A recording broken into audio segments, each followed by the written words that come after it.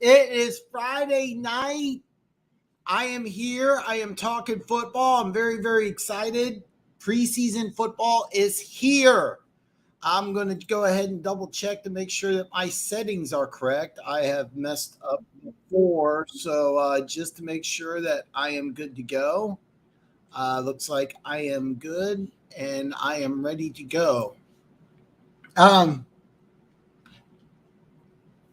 I have Keas joining me. Now, Gooch and Big Chief Shawn are running late. Gooch sent me a message that he is orchestrating a very large deal for cocaine. So he said he's going to be joining us late. And Big Chief Shawn has a girl over for some quote unquote ribs and Big Chief Shawn. So they will be in a little later on the show here. And I have Keas, who's actually live here, man. What's up, Keas? How are you doing, brother? Hey, I didn't know that Gooch was your new dealer. Not for me. Not for me, man. How are you doing, man? It's cool to see your face, man. I like it. I like we have the same barber, apparently. It's Right. pretty awesome. Yeah, I have a little extra glare here because of the air conditioning or lack thereof. But yeah, I'm here. Oh man, I'm here. I'm glad you're here. Just some quick announcements before we get going. Starting September, I will be live Tuesday and Friday. Luke G is very excited. He's going to be here Tuesday. He's going to explain why in great detail the Detroit Lions are going to win week 1 at Arrowhead. And then next Tuesday, I have UCF Jaguar is going to join the show. I'm very, very excited about that. I've been a big fan of his for a very, very long time. So I'm pretty excited about that. This week there's some construction. I was behind on my videos, but Monday will be my Washington video. Tuesday will be Pittsburgh. Wednesday will be Cleveland. Thursday, Tampa Bay. Friday, Seattle. So I will have all 32 teams broken down before the season starts. I apologize for the delay. So man, we're just going to get right into it. Funk says I'm kind of watching a game tonight. I don't blame you. The Lions are playing in preseason. I have that on DVR. I have all the preseason games on DVR. I haven't watched any. Except for the Hall of Fame game. I saw the Hall of Fame game. I wanted to see a DTR, Dorian Thompson Robinson, the quarterback out of UCLA. Kid I really, really liked coming out of college. I'll be honest, I thought he'd switch to wide receiver, but he was very impressive in that week 1 opener, man. So I don't blame you for flipping back and forth between the Lions and tuning on to the show, Funk. Really appreciate it. I'm going to kind of just kick this off here, and I kind of want to go in a little different direction. I kind of want to talk about something that's been making the way on the internet. I just read an article about this with Jason Whitlock that he wrote on Outkick. That I was really interesting, and something that me and Keys kind of chatted about a little bit. And I'm going to kick off about Eric Bieniemy and his impact in Washington, and what the story was that his quote unquote intense practices have brought up some concern from some of the players. And Keys, I'm going to kind of ask you here, man, what did you take about that, and how is he going to have an impact there in Washington? Well, I think my first takeaway was that Ron Rivera is soft. I mean, no. Well, kind of. I mean, if you have players complaining that much, I think it shows maybe how Ron Rivera kind of dropped the ball as a head coach, which, not necessarily unreflective of his success in Washington. But I'm kind of joking, but I'm kind of not, because I think there is an extent to where it reflects kind of poorly on Rivera, and it also, at the same time, it's kind of, Eric Bieniemy actually being an offensive coordinator without the training wheels on, so to speak. So I'm kind of in the middle there, and I know that Rivera kind of walked back his statements a little bit. Yeah. Afterwards, and was just saying, there's different styles of head coaches, of coaches, head coaches. I do think that Bieniemy does need to know how to relate to players that don't have a winner mentality. I think that's a legitimate criticism. If a player doesn't have a winning mentality, he's got to learn how to work with that player and help him improve, because you're still going to need him on your team. But on the flip side, I think Rivera said what he meant, and I think he was kind of throwing Bieniemy, because he's a player's coach, and he wanted those players to not be mad at him, like, hey, not my fault type of thing. And so I kind of lost a little respect for him. Like, the thing is I highly doubt Bieniemy is running his offensive practices much different than Andy Reid is. And we know what the Chiefs have done the last 3, 4, 5 years. Even if you want to go back to as long as Bieniemy's been in Kansas City under Andy Reid, compare that to Rivera's work. Compare that to Jack Del Rio. Don't tell me that it's all Eric Bieniemy and Rivera and Del Rio know how to win. That's kind of my thing, is Eric Bieniemy bringing what he picked up, kind of his own flavor to it from Kansas City, which was very successful. You hear the players in Kansas City, they don't complain about it. They embrace it because they've seen that it makes them better. You'll hear receivers, veterans come in, and they'll talk about Andy Reid's practice is hard. The tempo is a lot harder, but the veterans who have been there and been through it will say it's harder than an actual game, which makes the game so much easier for us because it's harder than a game. A game's a piece of cake after this, and that's kind of like the point.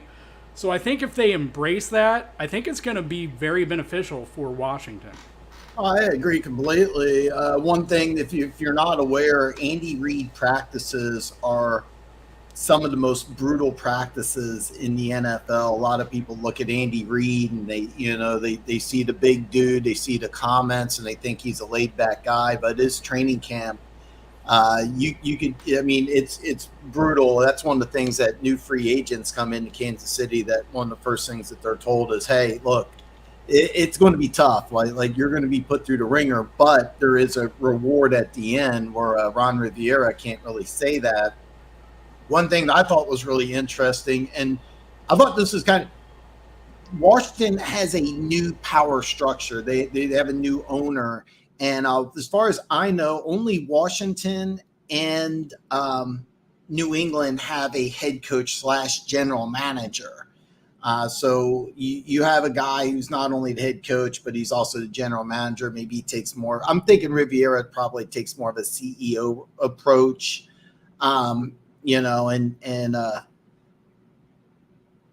that's kind of, that has something to do with it, So I think that maybe he is perhaps a little softer than maybe most head coaches. But I will say this: the previous 3 years, Scott Turner, North Turner's son, was the offensive coordinator, and they've had 3 years of really bad offenses.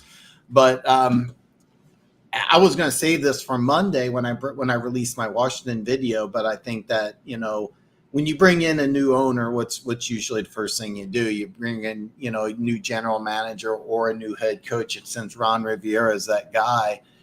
Some of those comments, I think somebody, alerting the new ownership team in Washington about what's going on. So I don't think it looks good. But it'll be interesting to see what happens. Washington's a team, I think that's a kind of a sleeper team because the defense could be really, really good. Sorry. No, go ahead. I was just going to say, looking back at Ron's comments, he talked about kids coming in from not necessarily successful programs or big programs, not just going to say, if you look at the Chiefs roster, you can say the exact same thing, but they still hold the standard there. And, so I'm excited for Washington fans for that aspect. If this doesn't become poisonous behind the scenes, like if they embrace it, I think it's going to be a positive for that offense. Absolutely. I mean, what I thought that signing Eric Bieniemy was kind of genius, to tell you the truth, because they have some really good things working on defense, but the offense has just been atrocious. And I kind of want to don't give away too much, but because I'm going to release my Washington video Monday a week late. But the one thing I did want to bring up though is Eric Bieniemy leaving Kansas City. One of the first hires Andy Reid did when he arrived in Kansas City was bring in Eric Bieniemy. And that Eric Bieniemy was the running backs coach, then offensive coordinator. But I'm kind of curious, Keas, man. I want to hear from you. I want to hear about your opinion because obviously I respect it quite a bit. How much of an impact will Eric Bieniemy leaving the Chiefs have on this offense, which was the highest scoring offense in football last year? None. Listen, and it's not a knock on Eric Bieniemy. I think he's going to be an improvement for Washington, but I don't think there's going to be a negative impact on the Chiefs offense. Matt Nagy's been the offensive coordinator before. It's really nothing new in Kansas City. So I don't think there's going to be a negative transition here. I don't think there's going to be a huge loss. Andy was calling the plays. We're not really sure, outside of being the fire and being the bad cop, if you want to call it that, letting Andy be the good cop. I don't know that there's really going to be any kind of negative effect there. So I think the players are at the point, you have Mahomes who's going to drive the offense anyway. All those guys out there, he's the leader. They're going to follow him, and he's going to work that same way as if, whether Eric Bieniemy's out there lighting the fire or he's doing it himself. So.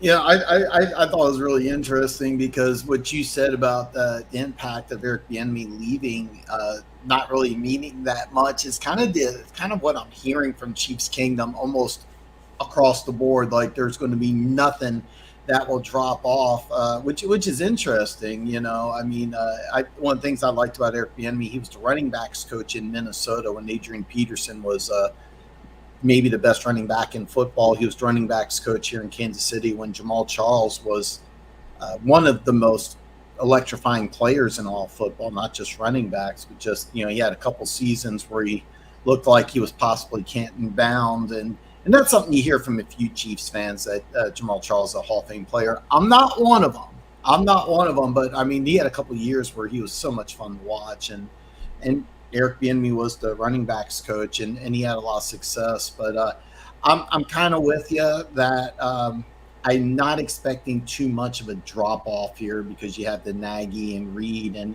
Mahomes. So that's kind of my thought process, is that I'm not expecting too much of a drop off, if any. But at the same time, I'm gonna flip it and say that I am expecting Washington's offense to get better. So I'm not expecting anything bad to happen on my Chiefs, but I'm expecting something positive to happen with Washington, which I know sounds kind of like a fanboy, but that's just kind of how I feel. You got a competent guy in Matt Nagy running the offense, a former offensive coordinator. Andy Reid and Mahomes, I'm not expecting am I out of line here? Am I just being too much of a fanboy while I'm even thinking that this offense could be bettered? No, I'm expecting it myself. It will be interesting to see because, going back and rewatching the Super Bowl, they did a lot of fun things in the run game, and it's kind of a question how much of that was Bieniemy, how much of it was Andy Heck, the offensive line coach, and some of the other assistants. Andy likes to pad his coaching staff, with all these young kids and give them a chance to work their way up. And so it'll be interesting to see what happens, because, as you brought up, talking about Bieniemy starting as the running back coach, our last 3 running back coaches have been wide receivers. So, like in the NFL, they came to Kansas City, or they were promoted to running back coach, from wide receiver or wide receiver coach. So it'll be interesting to see, kind of how that part plays out. Well, I've noticed as a trend that more and more wide receivers are taking over as positional coaches around the offense. I mean, it used to be that you could be a running back, and I mean, I'm going back, I think about 30 years, where you used to be able to be a running back and not be able to catch the ball, and that was okay. You could just get 20, 25 carries a game. Maybe you have to go back 30 years. I'm thinking somebody like Christian Okoye, for example, big power back. And it wasn't just power backs, but it used to be that you didn't have to catch the ball to be an NFL running back. Now that's a requirement. You have to learn how to pass protect. Former Chief, I remember Kareem Hunt, one of the biggest problems he had his first couple of years in college, he wasn't a good receiver, and that was something he really worked at. And I mean, now he's not with an NFL team, but he'll sign with somebody soon. I want to read over some of these comments. Some of these are kind of interesting. So by the way, I have this game on DVR. I normally try to ignore social media comments because I kind of want to get my own opinion, but I do think it's kind of interesting. Let's see here. Laporta and JMO dropped a pass already. I'm actually really excited to see both of these players in preseason. Of course, Jameson Williams is going to sit out for the first 6 games of the season. Slasher, man, welcome, brother. He says he looks real bad. Gibbs and Branch look real good on a small sample size right now. I'm expecting Gibbs to look pretty good. I just don't think he's going to be the feature guy in Detroit. And when you draft a guy 12th overall and he's going to have, I think, 200 touches, that's why I keep saying I'll go back. I won't back down. It definitely is a reach, but we'll see how much of an impact Gibbs has. But Branch was a guy that I absolutely love. It's good to know those 2 guys are looking good. The Lions went through some of that with Patricia, some of these players. Yeah, I think that's some of it. And I don't want to touch base on what Jason Whitlock said in his article, but he kind of touched base on kind of a softness that, what's the word I want to use to be politically correct and not get in trouble with the YouTube algorithm? Just people, as a general rule of thumb, are kind of softer nowadays. JMO has blocked well and had it dropped. I say looks bad. Just in general, he looked bad. I'm not a hater, Funk. I'm actually a fan of him. If Gooch can get done with his cocaine deal, he's a huge Alabama fan as well. That's actually something I'm not going to watch. I always say I'm going to watch college football, and I never do, but I will watch Alabama a couple times this year, definitely. That was one of his problems in college, too. He had below average play strength when he had to battle for catch space. There was one comment in here that this stood out. Dan Campbell's too blunt. He actually said JMO will never be an elite pass catcher. Why would you trade up 20 spots in the first round for a guy who's not going to be an elite pass catcher? I mean, you went from, I forget what it was, 30th or 32nd all the way to 12th. And how can you be how do you take a guy 12th overall and then say, oh, he's not going to be an elite pass catcher? And let me ask you, Keys, you don't have a dog in a fight here. I mean, because I argued that this was a bad pick, and now you get a guy that you traded some draft capital for, 12th overall. The Chiefs, I have to go. I don't think Andy Reid's drafted a wide receiver in round 1. Am I correct on that? We've used some second round picks. But how would you feel? Let me ask you this here. I mean, I don't want to put the words in your mouth here, but how would you feel if we are drafting a wide receiver 12th overall and he'll never be an elite pass catcher? I think it's hard to say that with such finality, thinking back to like Tyreek Hill. And I'm not saying he's like right there with the elite, but he's good enough that even though he doesn't have the best hands in the NFL, he's still right there as a top 2, top 3 receiver in that discussion. At at the very least top 5 or so. And so, I think it's something that can get worked on. And I don't know. I'll defer to Slasher because I'm not a Bama fan, and he's obviously seen a lot more than I have. But just in general, I'm not really worried about a player's drops in preseason. I mean, think back to what is it been 3 years now when Chase dropped like everything, and the internet had a meltdown over it. Oh yes. So I mean, they're going somewhere else, but get those problems out of the way. Get the problems out of the way. If you have good coaches, you trust your coaches, they should be there. As far as I'm concerned, my understanding of Dan Campbell, to me, I think that's just a motivational thing. It's like, and it depends on the personality of the player. And hopefully, he knows his personality right now, but it's kind of like Jalen Ramsey called Tyreek Hill an all-pro returner, back 4 or 5 years or so ago, 2018, 2019 or something, and Tyreek Hill used that every single day since as motivation to make himself into one of the top receivers, in the NFL, and work on all the things that he needed to. And, you've talked about it before. He started out in college as a running back. Yeah. And he learned the game. He had that kind of drive. And, again, I don't know Jameson Williams' personality enough, but if I were a Lions fan, I would trust Dan Campbell enough to know his personality by now.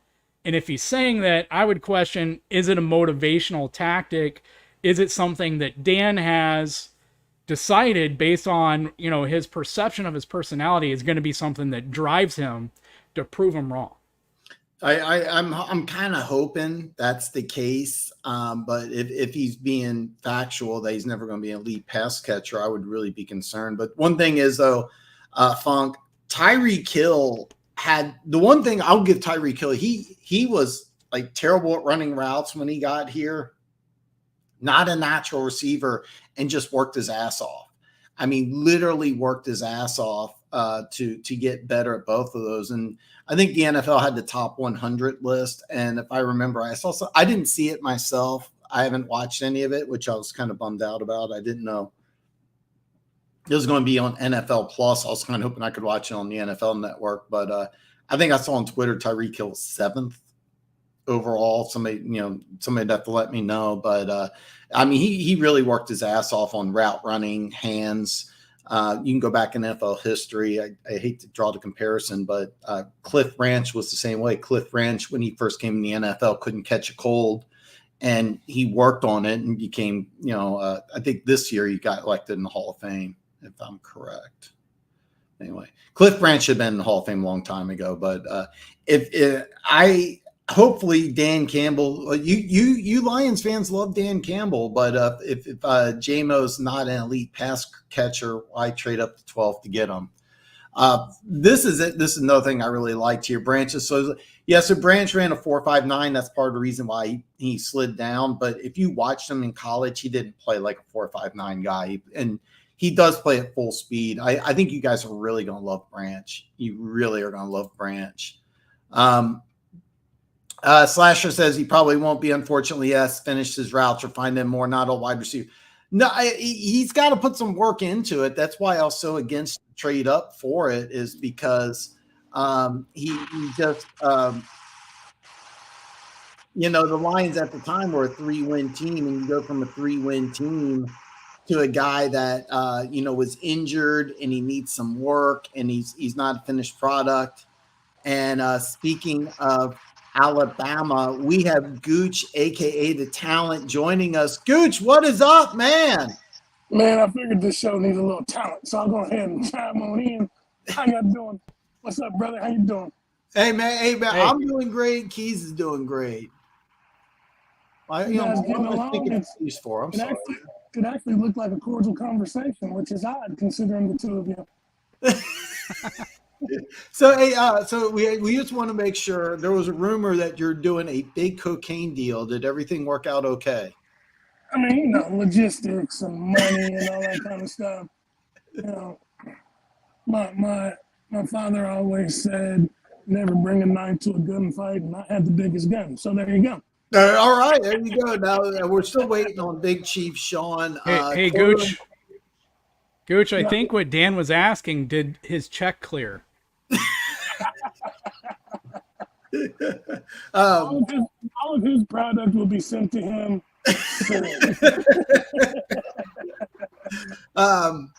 Big Chief Shawn, quote unquote, is having Bertha over for some ribs in Big Chief Shawn, so he said he will be delayed. So as soon as he is finished or she is finished, he will be joining us, but he's going to be a little late, man.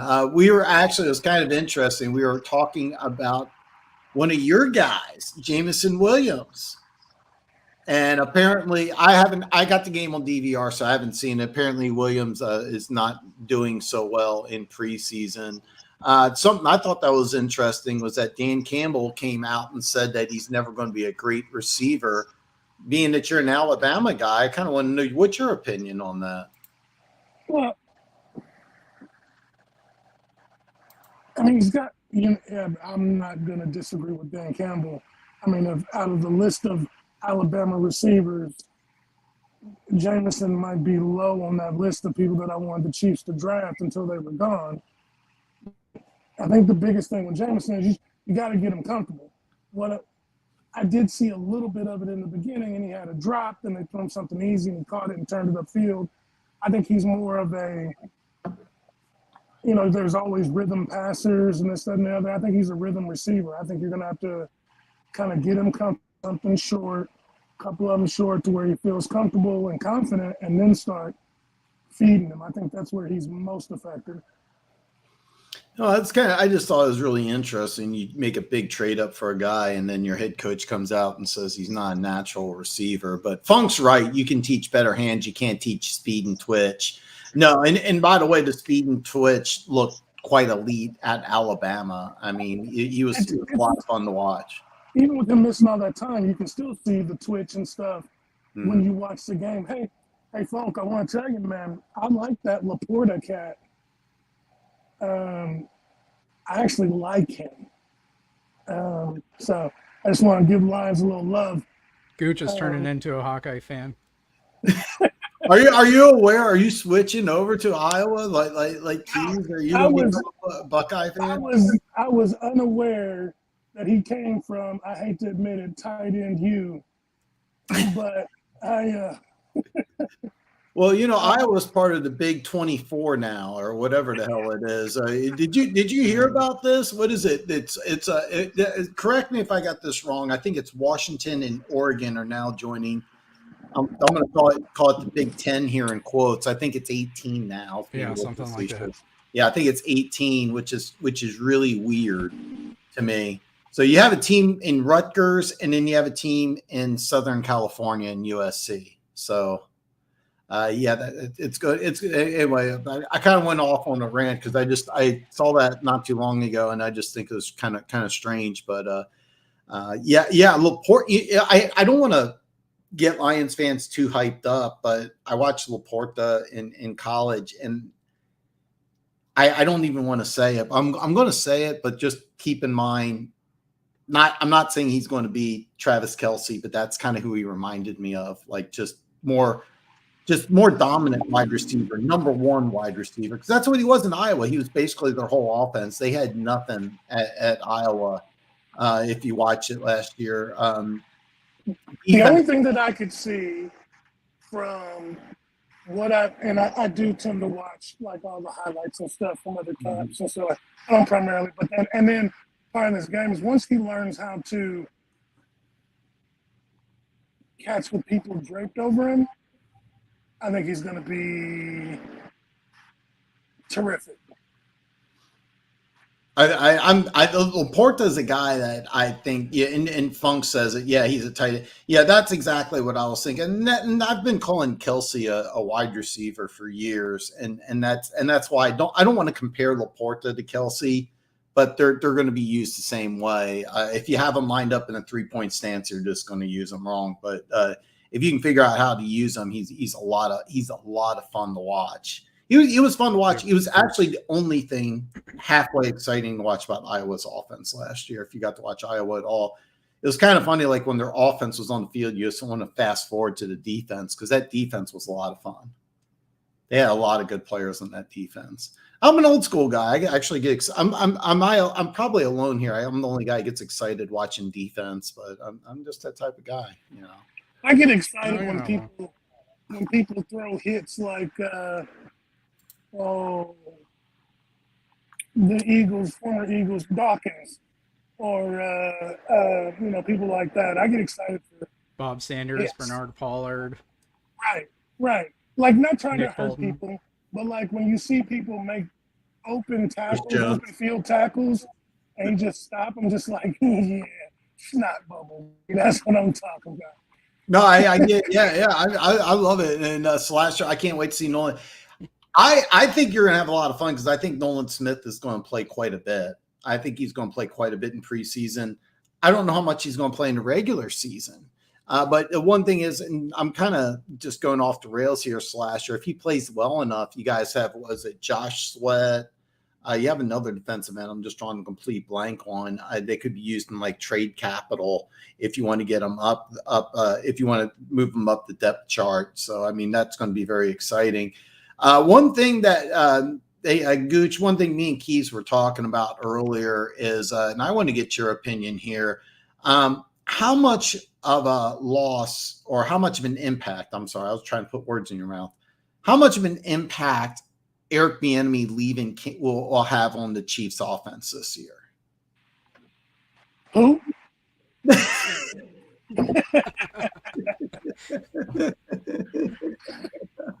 Oh, that's awesome.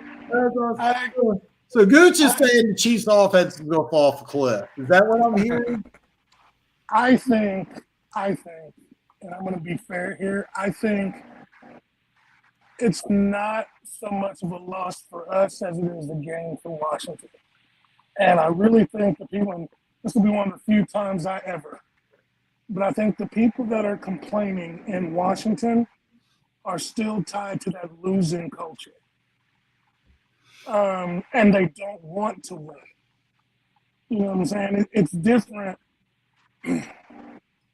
He had to go on from Kansas City because eventually, and I said me and Keas have talked about it before, eventually the voice in the room starts to become ignored because you're saying the same things over and over and over. And yeah, you can motivate people. That's great. But after 2 Super Bowls, what are you going to find? I mean, not all of them are going to be Mahomes or Brady or, whoever. Great that can find something to motivate them and just let you kind of talk to kind of push them a little further. These guys, this offense, I think what a lot of people forget, this offense started with Andy Reid and Nagy. So the enemy just kind of came in and kind of rode that, and now back to Nagy. I think with Nagy, it's going to be a little more creative. So I don't think it's going to affect us as much as it will help Washington if they just listen. I mean, as much as I don't really like the guy, and I don't care if people say, well, Andy Reid calls plays. He sets up the game plan and gives Andy the plays to call. Andy just chooses them. So I think if they would buckle down and just listen to the guy who has more rings than anybody in your franchise, you might do something better than lose 18 games over 2 years. That's just my opinion. No, I wish I would have said that. I couldn't have said it any better myself. Like I said, I think I'm coming across as a Chiefs homer when I say that there'll be almost no impact. I'm almost expecting the Chiefs offense to get better, but so I don't think it'll have an impact on the Chiefs, but I do think it'll have an impact on Washington. And I also think this is kind of a minor. I call it a minor big story because I think overall it's a minor story, but I think it could have a big impact because Washington has a new owner. And normally what you do when you're a new owner is you usually hire either a new general manager or a head coach. And both of them are Ron Rivera. and then you get a guy like Eric Bieniemy who's coming in, shaking things up. If that offense goes from, I think last year they were 25th in points allowed. If they go up just 16th, 17th, it's going to be seen as a major improvement. Well, what's the thing that you need to improve most? It's the offense. So it kind of makes sense that Eric Bieniemy kind of, with those comments, I think put himself in a good position to become the next Washington head coach, because I have a hard time seeing Riviera stay as the general manager and head coach after this year. That's just, I'm releasing my Washington video Monday, so I kind of didn't want to, go on a rant about Washington too much. Kind of want you guys to watch the video, but Denver Gators are so great. In all honesty, if you want to be honest about it, if Washington's offense doesn't improve with the new owner, Bieniemy could be out of a job. Absolutely. That new owner just shakes things up completely. I mean, you have to understand. I mean, look at Denver. You know who was general manager before? Was it the Penner Walton group? It was John Elway. I don't even know the role he has on the team anymore. I don't even know if he is with the franchise anymore. And that's John Elway. So Ron Riviera. He's the general manager, coach, but I hate to tell him, but the clock's ticking, and then going out public criticizing your new offensive coordinator. I think that's helping Bieniemy more, because that's kind of the trend in the NFL right now. So who do you want to hire? You want to hire offensive-minded coaches. So, Gator, I'm right here, man. I'm gonna go a little off the deep end here. Please don't cancel me. But it's ironic that the assistant head coach is a black man. Yeah, I kind of didn't want to go there. I kind of didn't want to go there, but I mean, now they're thinking about changing the name back to Redskins. I seen that. I don't know how serious that is, because it was such a hot topic, but I've seen the petitions on social media. By the way, guys, on the link below in the description, I have Keas social media. I have Gooch's social media. I also have the Bak Talk Brothers channel. Please follow them. I didn't even ask, and I didn't even ask, but I don't know when you guys are going to come out with your next video or not, but do follow their channel. When they do come up with stuff, it's really good.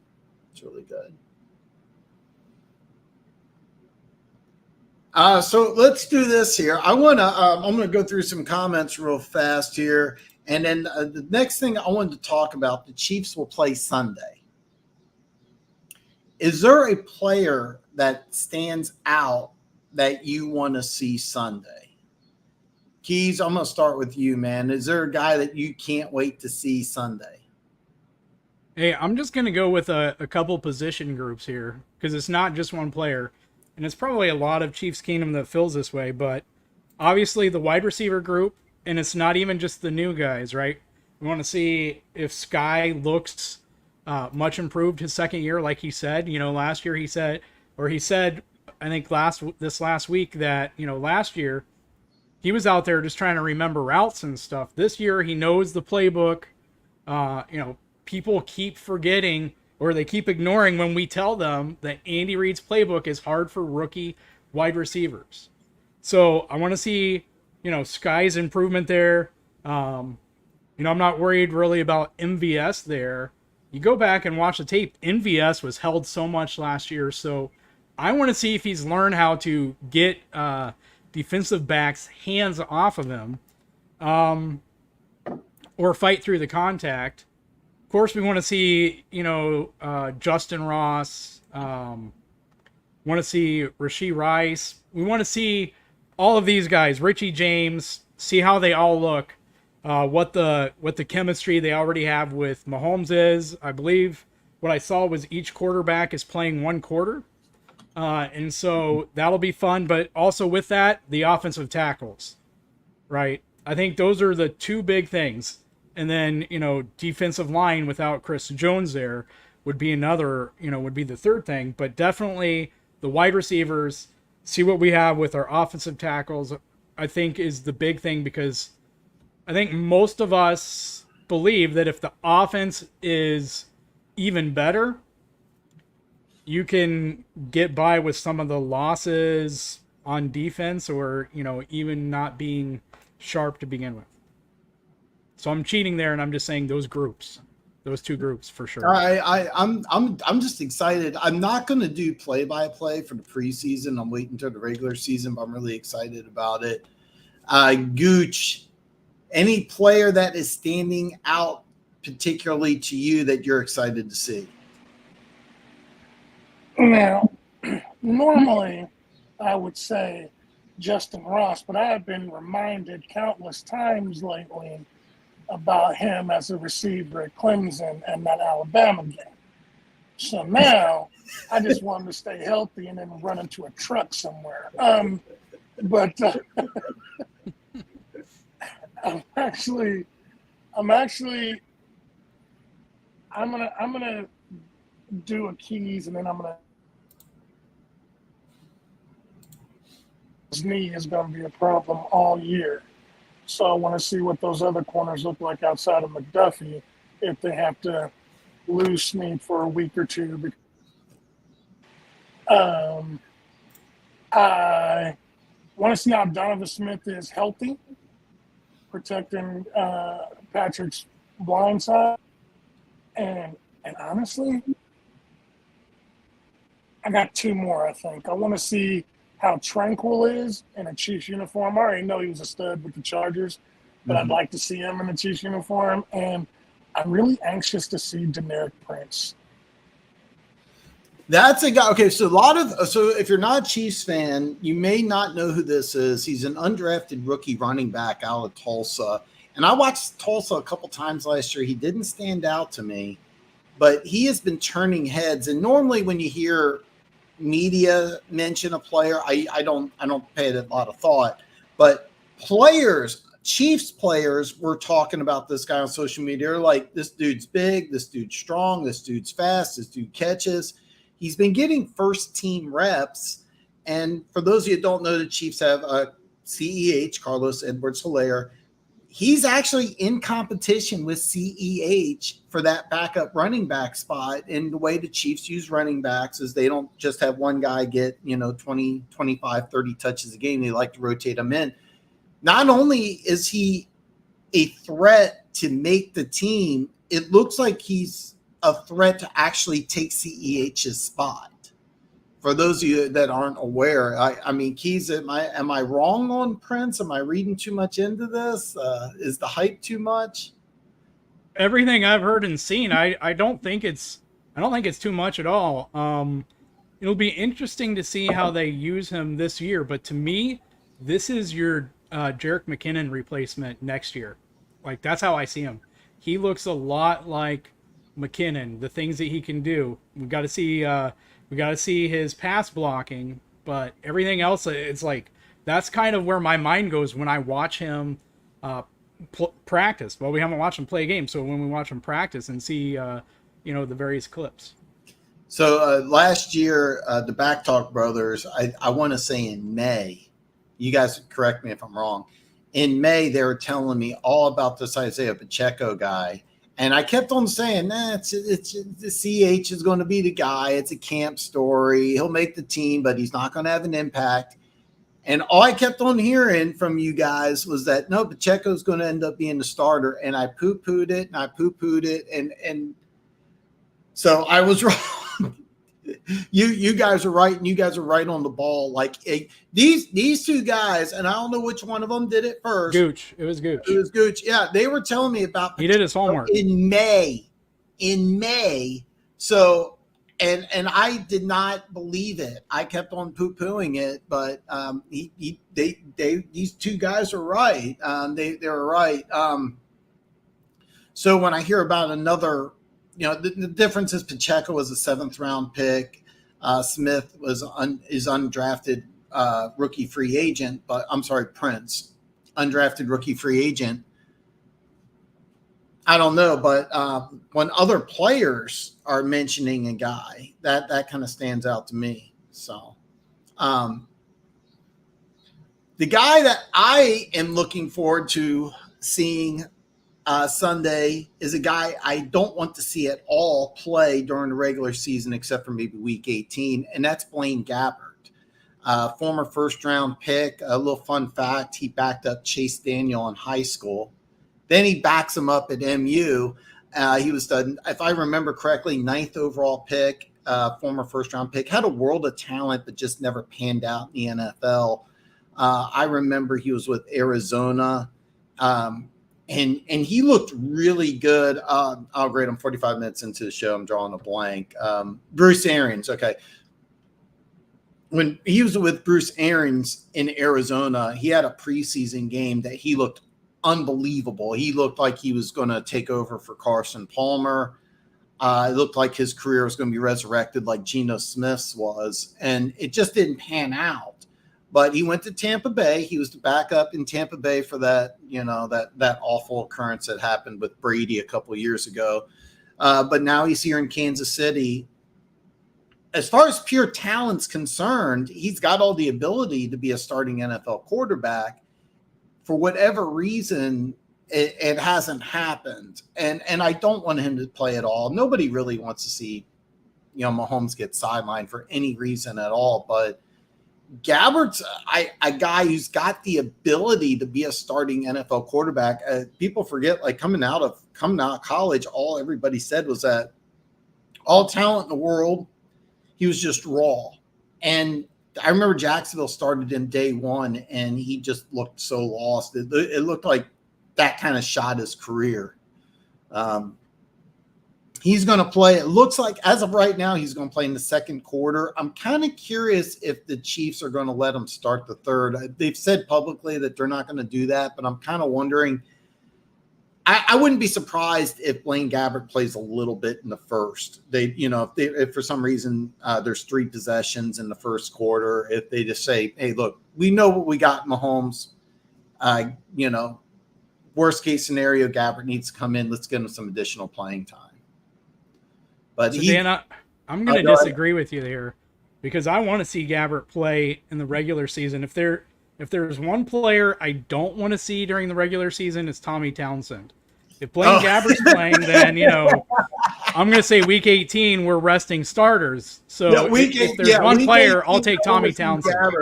I want to see Gabbert play week 18 as well, but I don't into want fourth quarters and week 18. Yeah. But I'm really excited because Blaine Gabbert has a lot of talent, and I kind of could go on a rant here, but this is a guy who if coming out of college, this dude's like 6'6", he's 230, 240, ran like a 4.6. Big, not Mahomes type big gun, but he had a big time arm.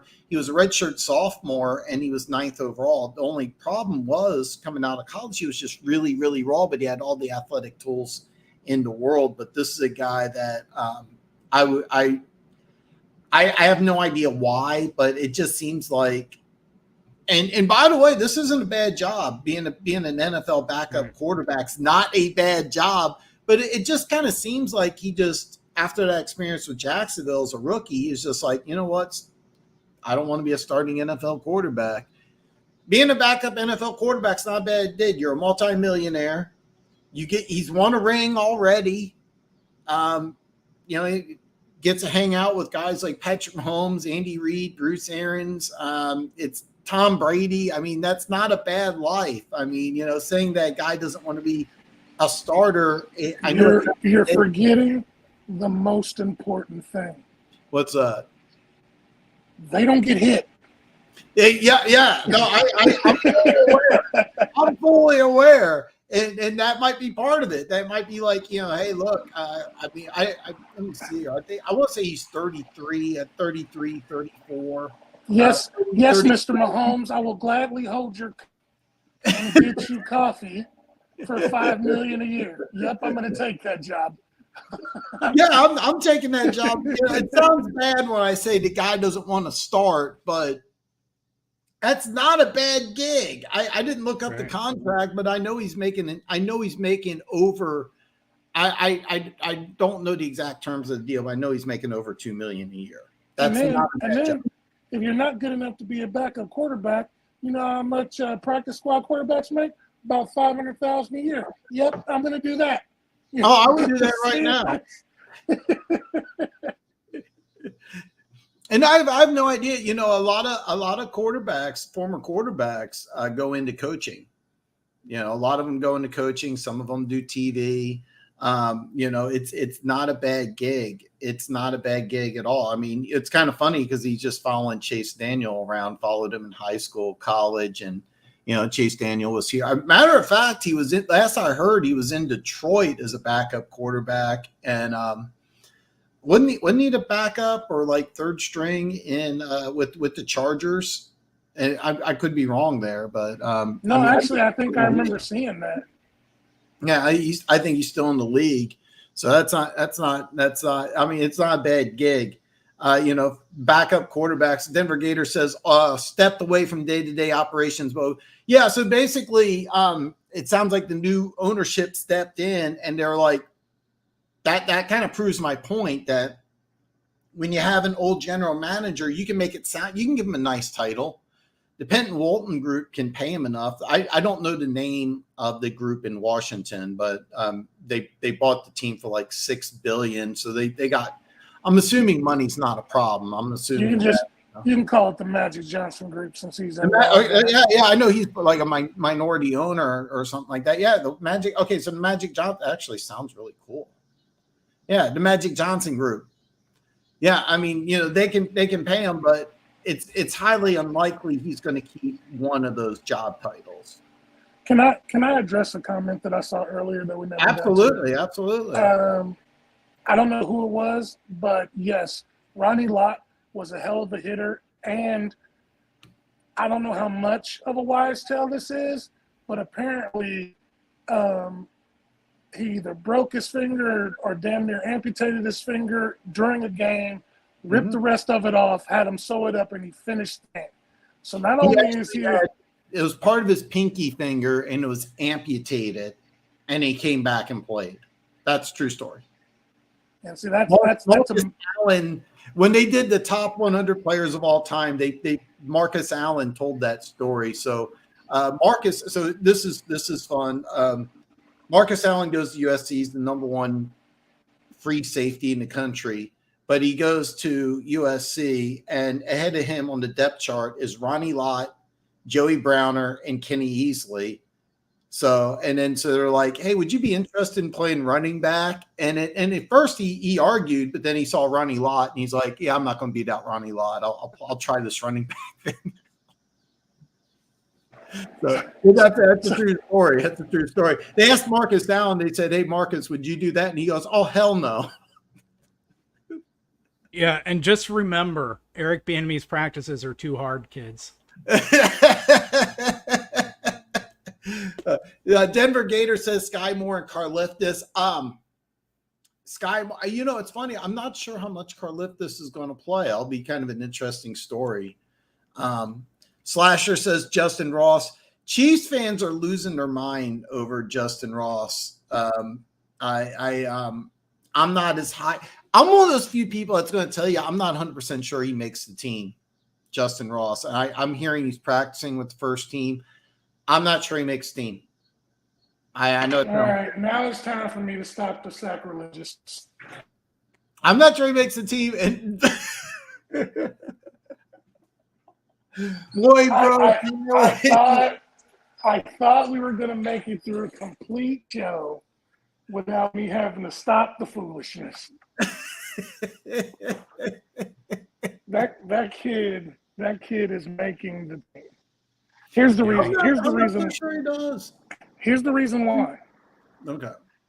If the Chiefs signed off on him being healthy and he's playing and they like him, and even to where other quarterbacks and receivers are saying, you know, without the injury, this is why he was going to be a first.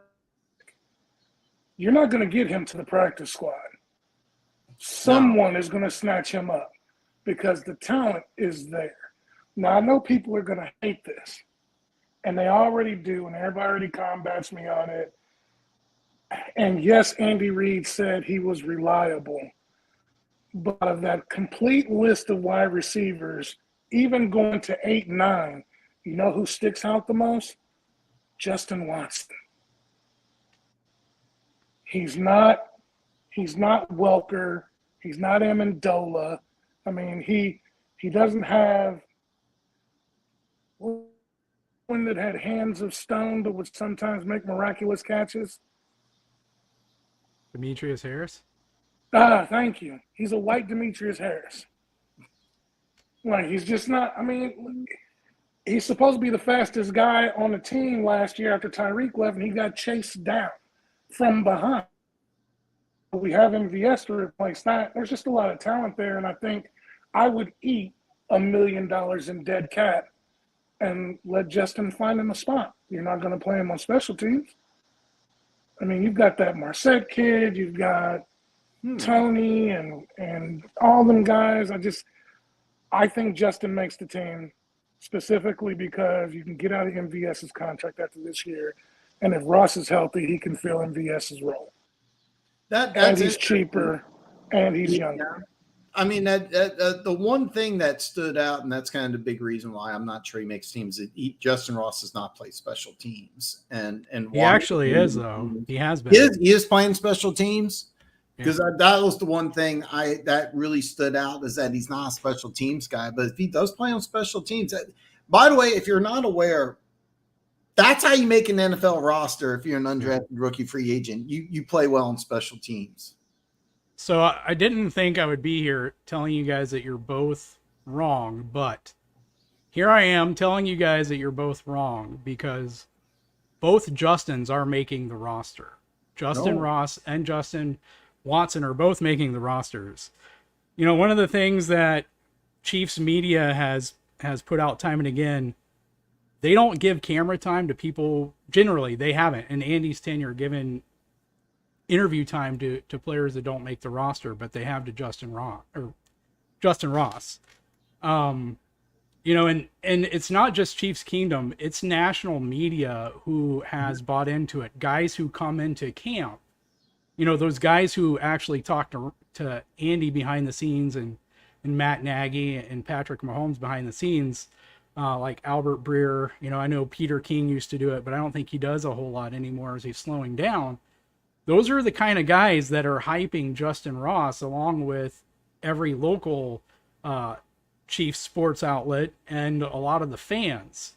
You know, like I said, they do have him playing special teams. To me, that makes me nervous. And I would, you know, I understand why anyone else is nervous about him on the team.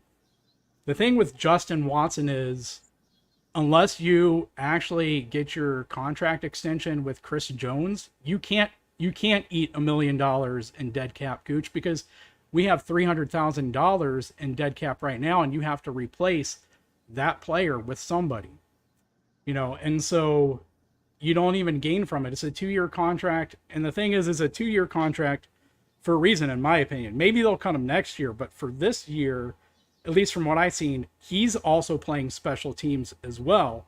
And I think if there was ever any question, the loss of Najee Johnson almost guarantees, but I don't think it was a question anyway. And one of the reasons is because when I went back and I watched the all 22 of the Super Bowl to see how much sliding there actually was on the field and watch every play, and I spent hours upon hours rewatching every play over and over again, the one thing that stuck out to me is Justin Watson was on that field almost the entire game. Almost every other receiver was on the bench. Justin Watson was still out there. In 12 personnel, Justin Watson was still out there. 13 personnel, I didn't see one snap. And we took a decent amount of snaps in 13 personnel. Justin Watson was out there. So clearly he's the best run blocking receiver. And they trust him to some extent on the RPOs to be that one guy if they go out in 13 personnel. So in my opinion, we're carrying 7 receivers, and 2 of them are going to be named Justin. See, that's the magic number right there, because I think Watson makes the team. I'm not sold on Justin Ross making the team, but he would be. So that's the thing. He would be receiver number 7, because I got the Chiefs depth chart coming up here, and here's the thing: these 6 guys are definitely making the team. I'm gonna start with Justin Watson. Cardarius. I think Richie James is number 7. For me personally. Okay. Because I was going to say I think he definitely makes the team because he's another core special teams guy, but Ross could make the team over James. But Richie James is a guy who's a proven special teams guy. Ross didn't play special teams last year, and I know he got hurt, but traditionally he hasn't. It's new that he's playing special teams this year, so you can't call him a core special teams guy. You can call Richie James a core special teams guy, but you got Tony, MVS, Sky Moore, Rice, James, and Watson. Okay, that's 6.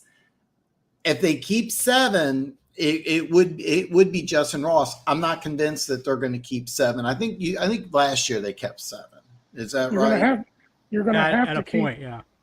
Well, you're going to have to keep 7 because the Chiefs could go with 5 tight ends. I'm sorry, they're going to go with 4. Because they're using a lot more 12, 13 in the Super Bowl, but I think we're using a lot of 12. So, I mean, we're going to keep 4. And I want to swear there's another tight end that I'm losing track of.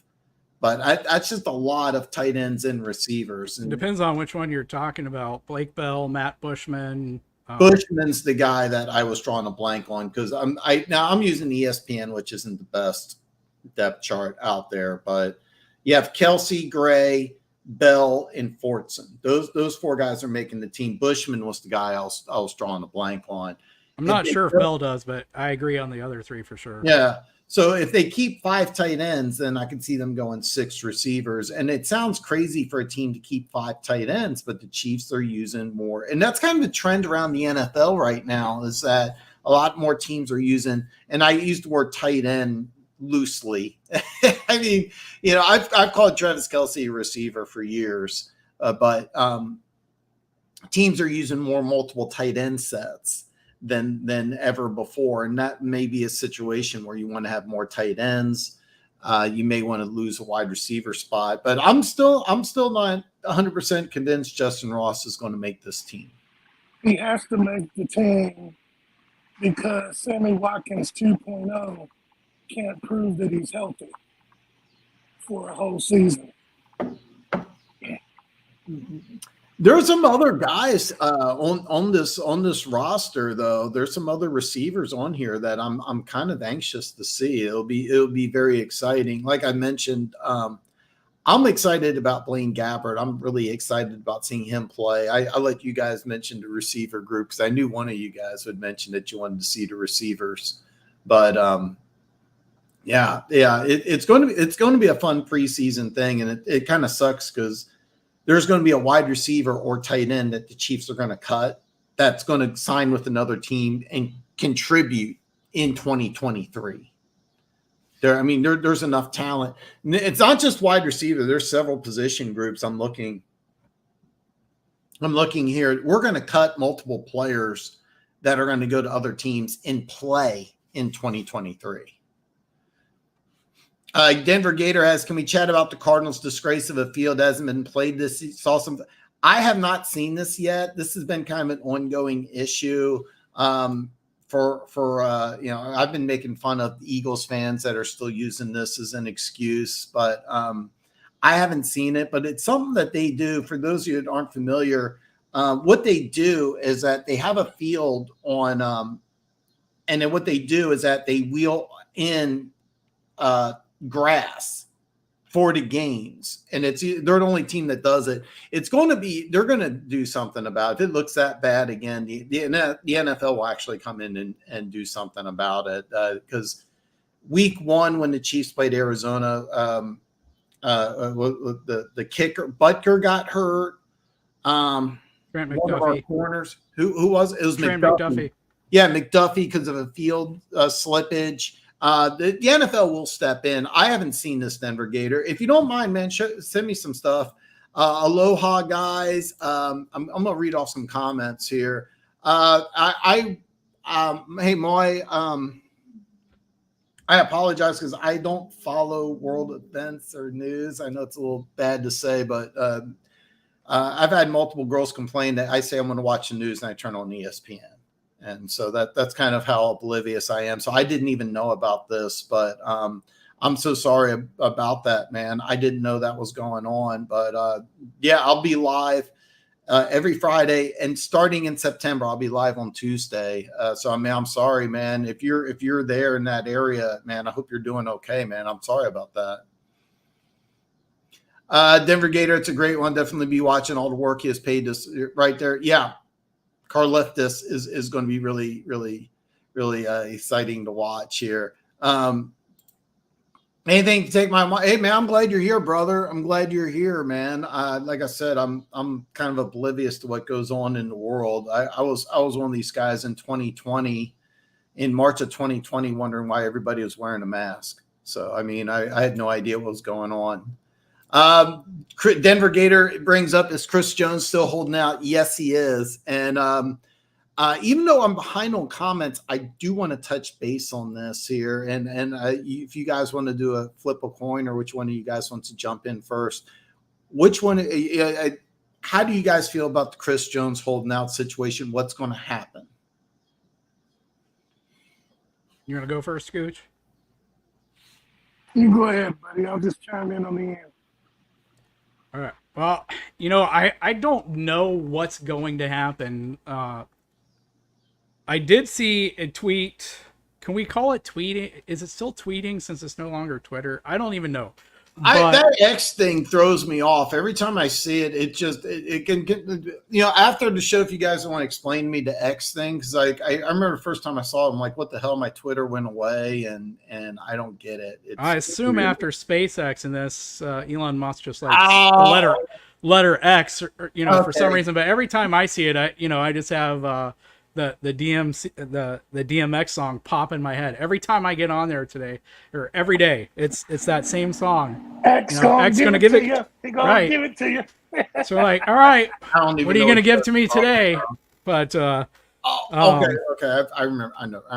But I saw a tweet today, or whatever we're calling it now, an Xer, whatever we're calling it, that was, I think, the best explanation of a lot of things that have been going on, because there are a lot of Chiefs fans that and Dan, you've talked about it on the show before, all the way starting after the Super Bowl, Chris Jones was saying he's never gonna play for another team, then he comes out and says he doesn't need to be the highest paid defensive tackle, second highest is fine.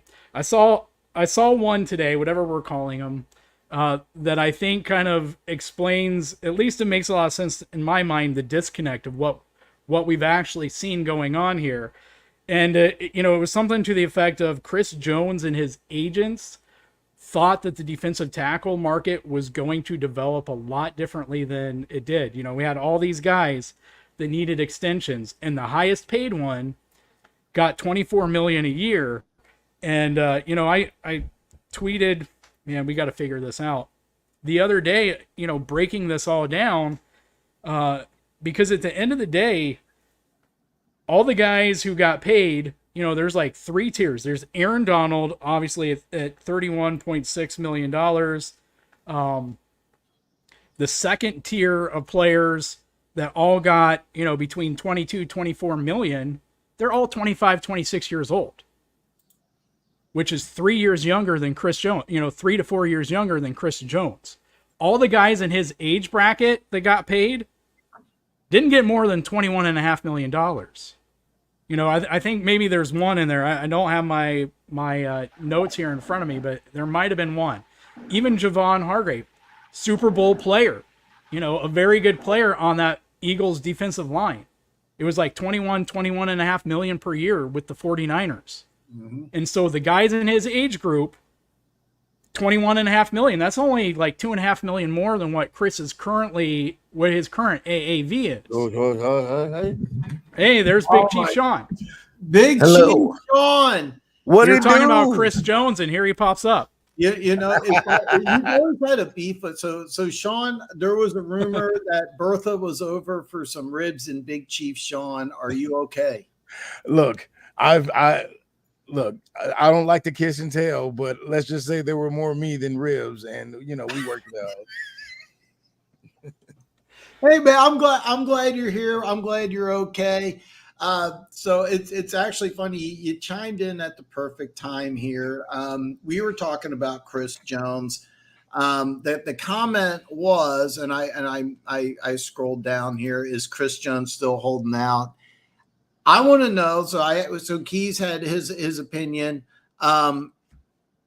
What is your opinion about the Chris Jones situation? By the way, man, I'm glad you're here, man. Thanks for joining us. Thank you so much, man. Thank you. Firstly, you're asking me, is he gonna keep holding out? The unfortunately answer is yes. Like when you do negotiations, especially when you're doing negotiations with somebody who's actually important to the team, the one thing you don't want for your player to have is leverage. Like for instance, I can negotiate right now with Aaron Donald. He couldn't question anything. We can put your age in the question. We could put your skill in the question, how you've been declining, blah, blah, blah, blah. Unfortunately, Chris Jones actually got better from last season. And he actually did things this season that was not expected of him this previous season. He finally got some sacks in the playoffs. He got a sack in the Super Bowl. He was a factor through all the playoffs. And the last time he asked for money, he didn't really have any leverage. He was like the third best lineman. You're still working your way up. But now that Donald is basically retiring, he's the best defensive lineman in the league. So, and he has the ring to boot. So it's hard to say that he wouldn't hold out. Do I want him to? Hell no. I would rather him be more win conscious than money conscious. But unfortunately, he's gonna keep holding out. I think he will. It sucks. Let me ask you this here. Week 1. Against the Lions Thursday night, is he going to play? No. All right. That's rather interesting. Yeah, he wants this done. One thing we cannot deny, or I'll even say it better. The content of a person when they try to carry out what they try to carry out in the beginning early. Like with Mahomes, he wasn't money hungry. Though we paid him the $500 million, he wasn't worried about how he was getting it. He's just like, well, deal done. We're fine. We're good. I'll work it out between there. Same thing with Kelsey. He could literally say, pay me now. I am the best. Give it here. 2 rings without complaint. Give it here. But he's like, no, I want to win. I said that before. I meant that now. Chris has been going for the big dollars since he's gotten good in this team. There's not been a moment where he's like, oh, well, I'll just hold back my money. I'll keep winning and make my money. He's always gone for the big deal every time. So there's nothing saying that he won't do that now that he has that leverage I was talking about earlier. He's got all the leverage. You think he's going to hold out? So you don't think he's going to play week 1? All right. I was not expecting that, but by the way, just a little context here. Big Chief Shawn's not been the number 1 Chris Jones fan. Not. I say, and I kept it honest. I said after this Super Bowl, I wasn't gonna never say anything negative about Chris Jones again because he proved me wrong. I didn't think he was gonna get a single sack in the playoffs because usually he doesn't. He was actually on fire, 15 sacks. I cannot complain. I can't, and it sucks. Right. I want to complain so hard. I understand, and because I've known you for years, and you're one of the few people that's not been like putting Chris Jones on that pedestal. But Keys brought up a really good point that I'm glad he did about the contract situations that have been going on with the defensive tackles. But before we go there, man, Gooch. Man, what's your opinion here, man? Give us your 2 cents on Chris Jones here. Well, Keys is right. They thought the defensive tackles were going to get close to $30 million, so then they could ask for $30 million. It'd be right under Aaron Donald's 31, and they get it. But the only person that really got a big one was Quinnen Williams of the Jets, who got $24 million a year. So now between 24 and 31. Where the Chiefs trying to land versus where he's trying to land. $7.5 million difference. Right. And Quinnen Williams is what, 22? And Jones is what, 30? Yep. I'm going to say Williams is a 25. Let me check real quick. So yeah, because here's what happened, and I might be wrong, but I think Christian Wilkins got some big money from the Dolphins. Well, okay, so the 49ers, Keys just said his name, I'm drawing a complete blank. The 49ers signed the guy Hargrove. Yeah, so they signed Hargrove, and he's I think the same age as Chris Jones. Mm-hmm. After that, Wilkins signed for big money in Miami. Dexter Lawrence signed for big money in New York. Quentin Williams signed for even bigger money with the Jets. That was the Quentin Williams thing with the Jets. I didn't think was going to work out. I thought that was going to be they would have to move on because they picked up Rodgers. Brilliant move by the Jets because Quentin Williams looked to be a dominant guy. I was a little worried because after Quentin Williams signed, I'm like, oh crap, because that's the number Chris Jones has been saying. But I'm sorry, Gooch. I can't cut you off there. That's all right. Quentin got 24 a year. Mm-hmm. I mean, that's $7.5 million difference. The Chiefs are trying to say 26, and Jones is trying to say 29. Then I mean that could be a problem. But here I got two retorts for Big Chief Shawn. Chris Jones has no leverage. Really? Because one, the Chiefs can franchise tag him after this year, and then they can franchise tag him again. So they have two franchise tags that take up 2 years.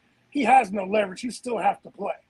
The only problem with that is that if they franchise tag him next year, he will get his $30 million for that 1 year. And then if they do it a second time, it's 120% of the top 5 average salaries at that position in the NFL. So he could make $30+ million 2 years in a row on the franchise tag, and then they could let him go because then he'd be 32. And and Aaron Donald's close to retiring, which you said, and Aaron Donald's close to that age too. Also, you know what hurts more than not getting the contract you want? Having to shell out $50,000 a day. And eventually, that number is going to get big enough that you're going to be like, you know what? Fuck this. I'm going to show up because I'm tired of paying. He has to show up by like week 11 or 12 to have an accrued season to be a free agent next year. Right, but imagine how much money you're losing up to that week 11. $6.67 million. I did the math. Oh wow! You did the math? Oh wow! I didn't know that. That's about a third of his actual base salary for 2023. And the NFL does not waive. And the NFL does not waive those fines. Nope. So you have to send those in. I think they get a deal done before week 1, and it sits somewhere around $27.5 million. Wow. All right. I want to read some comments because I'm behind on comments. I don't want to end this conversation here because I heard some things I was not expecting to hear, and I kind of want to see if some people from the chat want to chime in. This comment I've kept on the screen for a while because I have not seen or heard about this on my. By the way, if you're not aware, follow me on social media. Can somebody send me this because I have not heard about this? 2024 Lions Super Bowl tattoo. Can somebody send this to me? Because I have no idea what you're talking about. I have not seen this. I want to see it. Can somebody please send that to me? This dude is stupid. Work. Funk, can you send this to me? I know you don't use social media a lot. Me and you are on Twitter together. Can you send this to me? I thought you were going to be the one who was getting the tattoo, so I was confused. So Dan doesn't. You know, it's fun. I don't do ink because I know me, and everybody's told me the same thing. Be it one tattoo, you want to get 5. So I know if I'm one of these people that if I got one tattoo, I would just be littered in tattoos. So you don't replace your coke dealers. You're just collecting them. Yeah, I don't do ink, but somebody please send me that. Please send me that. Injuries aside, of course, predictions on the best top 3 rookie quarterbacks who flashes, who struggles in best overall season. Denver Gator, we are going to answer this. I want to read some questions because I didn't realize how so far behind in this Chris Jones conversation. So for those of you who don't know, when I have guests on, I actually send out kind of an outline. I didn't have Chris Jones on that outline, so it was kind of interesting. So Denver Gator, I have this. We are going to talk about this. Alexander for kick return for a touchdown. I can't wait to watch this game. Yeah, no, he didn't shake it off. He had his pinky amputated. True story. AR-15 will have the best season. Young will flash. Stroud will struggle. I like Stroud, but his situation is horrible. That's actually a great comment. Fox sucks. They literally had the weather update on screen for like 10 minutes. Wow. Okay. All right. Tornado warning, 100 miles. Yeah, Chris Jones wants 30 plus. We're going to touch base on this because I heard some things from all three of these guys that I was not expecting. I wish I had some 70s porn music for Big Chief Shawn. Yeah, because he was late because he was getting it on. I respect him for that. I respect him. And take a wow. I need to get some of that. Gooch, y'all know how I get down. She wanted some ribs, but she got some burnt ends. You feel me? Got a little Barry White playing in the background. Oh God! Why don't I? That's on me. I need to have the sound. I need to have the soundboard here. There's two things you need to take from the NFL: make as many memories, make as much money as you can. Yeah, and I don't blame Chris Jones for holding out, but I kind of want to touch base on this a little more. And I don't know about that. What does everybody remember Charles Haley for? God, I remember 5 rings for all the rings, right? It was the record for rings. He had the record for rings. Like, and I watched football during that era. I wasn't that old, but I remember him for that. Legacy matters too. But anyway. This is the kind of the nerd that I am. I remember him saying that when he came to Dallas, he goes, when I was with San Francisco, there were 17 different formations that we used. And then each formation had different subsets and everything. And then I get to Dallas and there's 5 plays. And that's like I was like, all right. You kind of see like, the 49ers way of doing things and the Cowboys way of doing things. I thought that's kind of the nerd of me. That will always stand out. But despite of what his antics were, Haley was a super smart dude. So we have Gooch says he's going to play. Big Chief Shawn says he's going to sit out. Keys, I don't want to put words in your mouth, so I'm just going to ask, is he going to play week 1? I tend to think he is. And, I think the big thing is, and Gooch kind of hit on it with the franchise tag. It would not be good for the Chiefs to do it because, between this year's cap hit and the following 2 years to franchise tag him, you're looking at like three years, $100 million, somewhere like right there, so someone could argue that Jones can ask for that Aaron Donald money and extension, but as Gooch pointed out, the difference is it's not guaranteed. The Chiefs can move on from after this season if he doesn't have a great season or if something happens. Same thing for next year, and along with that, to kind of counter, what Big Chief said, Chris Jones had a career year. It was still well below in terms of wins against replacement from Aaron Donald.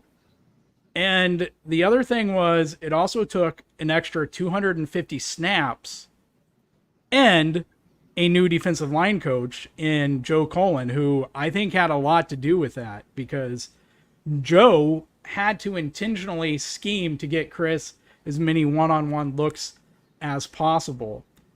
So I don't know that I'm for an extension, but I do think, that he'll be there week 1 because it's in his best interest next year.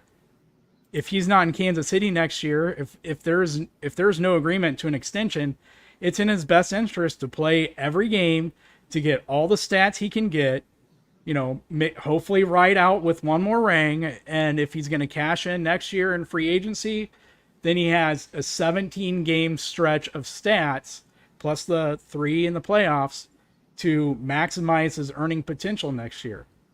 He doesn't get that if he sets out.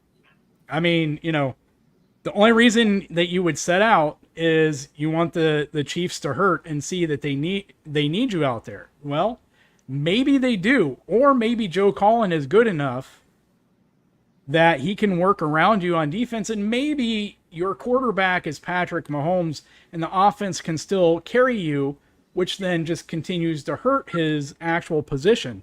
So maybe he misses week 1, but as long as the offense is there, week 1's probably not a great week because it's going to be a hard-fought battle.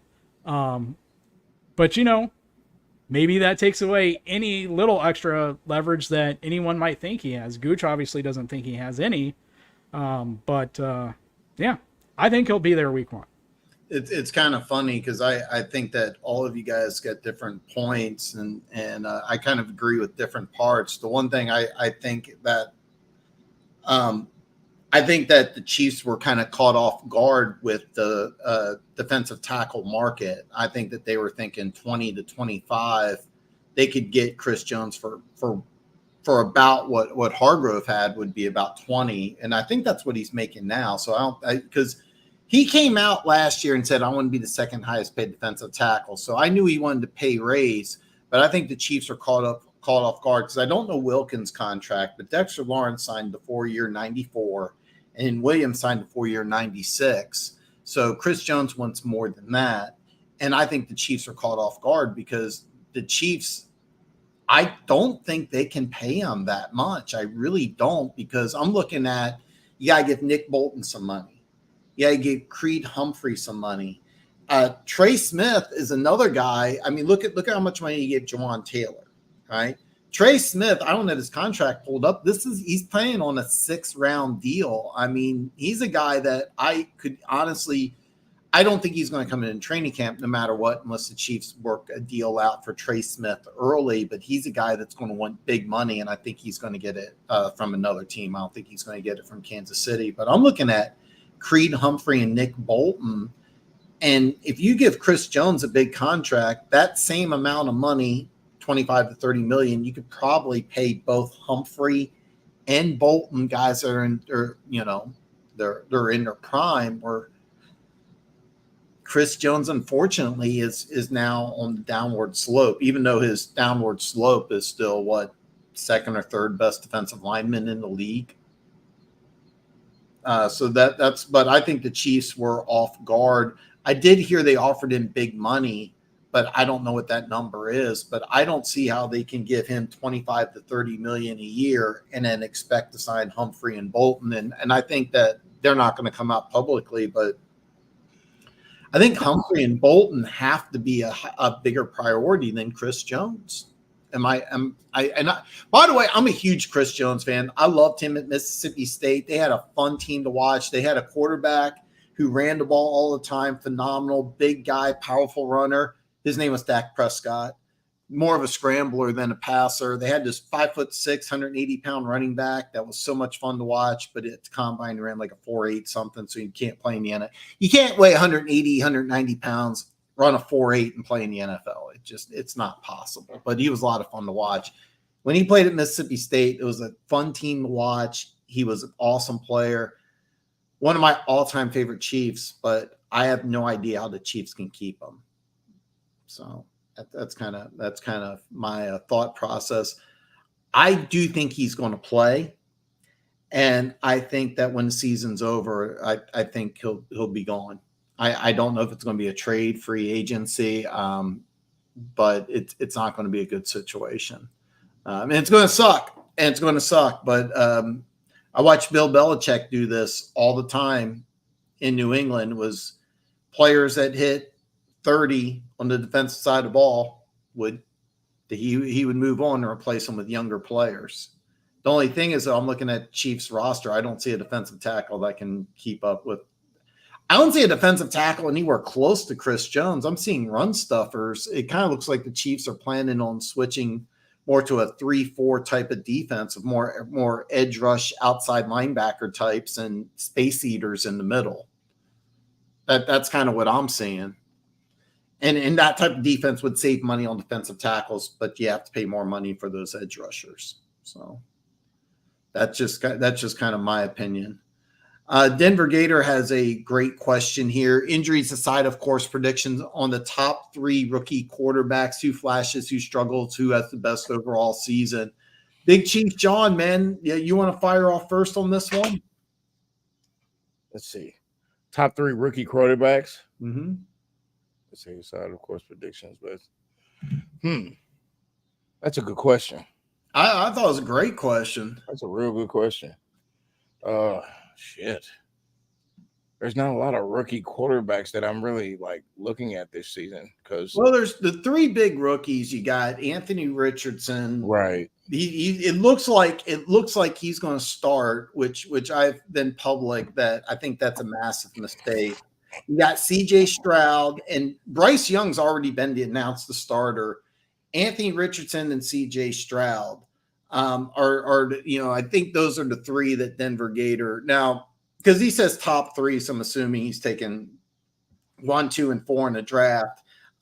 If you want to count Will Levis, who I know is a Denver Gator favorite. I'm teasing Denver Gator. I'm just joking, just having some fun. Don't get mad. You can count Levis as well. Off the top of my head, except for those guys, I'm just drawing a blank here. I don't know who the 5th quarterback in the draft was, to be honest with you. I'd have to look myself. But out of those 3, Hendon Hooker, who because the Lions signed Teddy Bridgewater just a few days ago, probably won't play at all this year.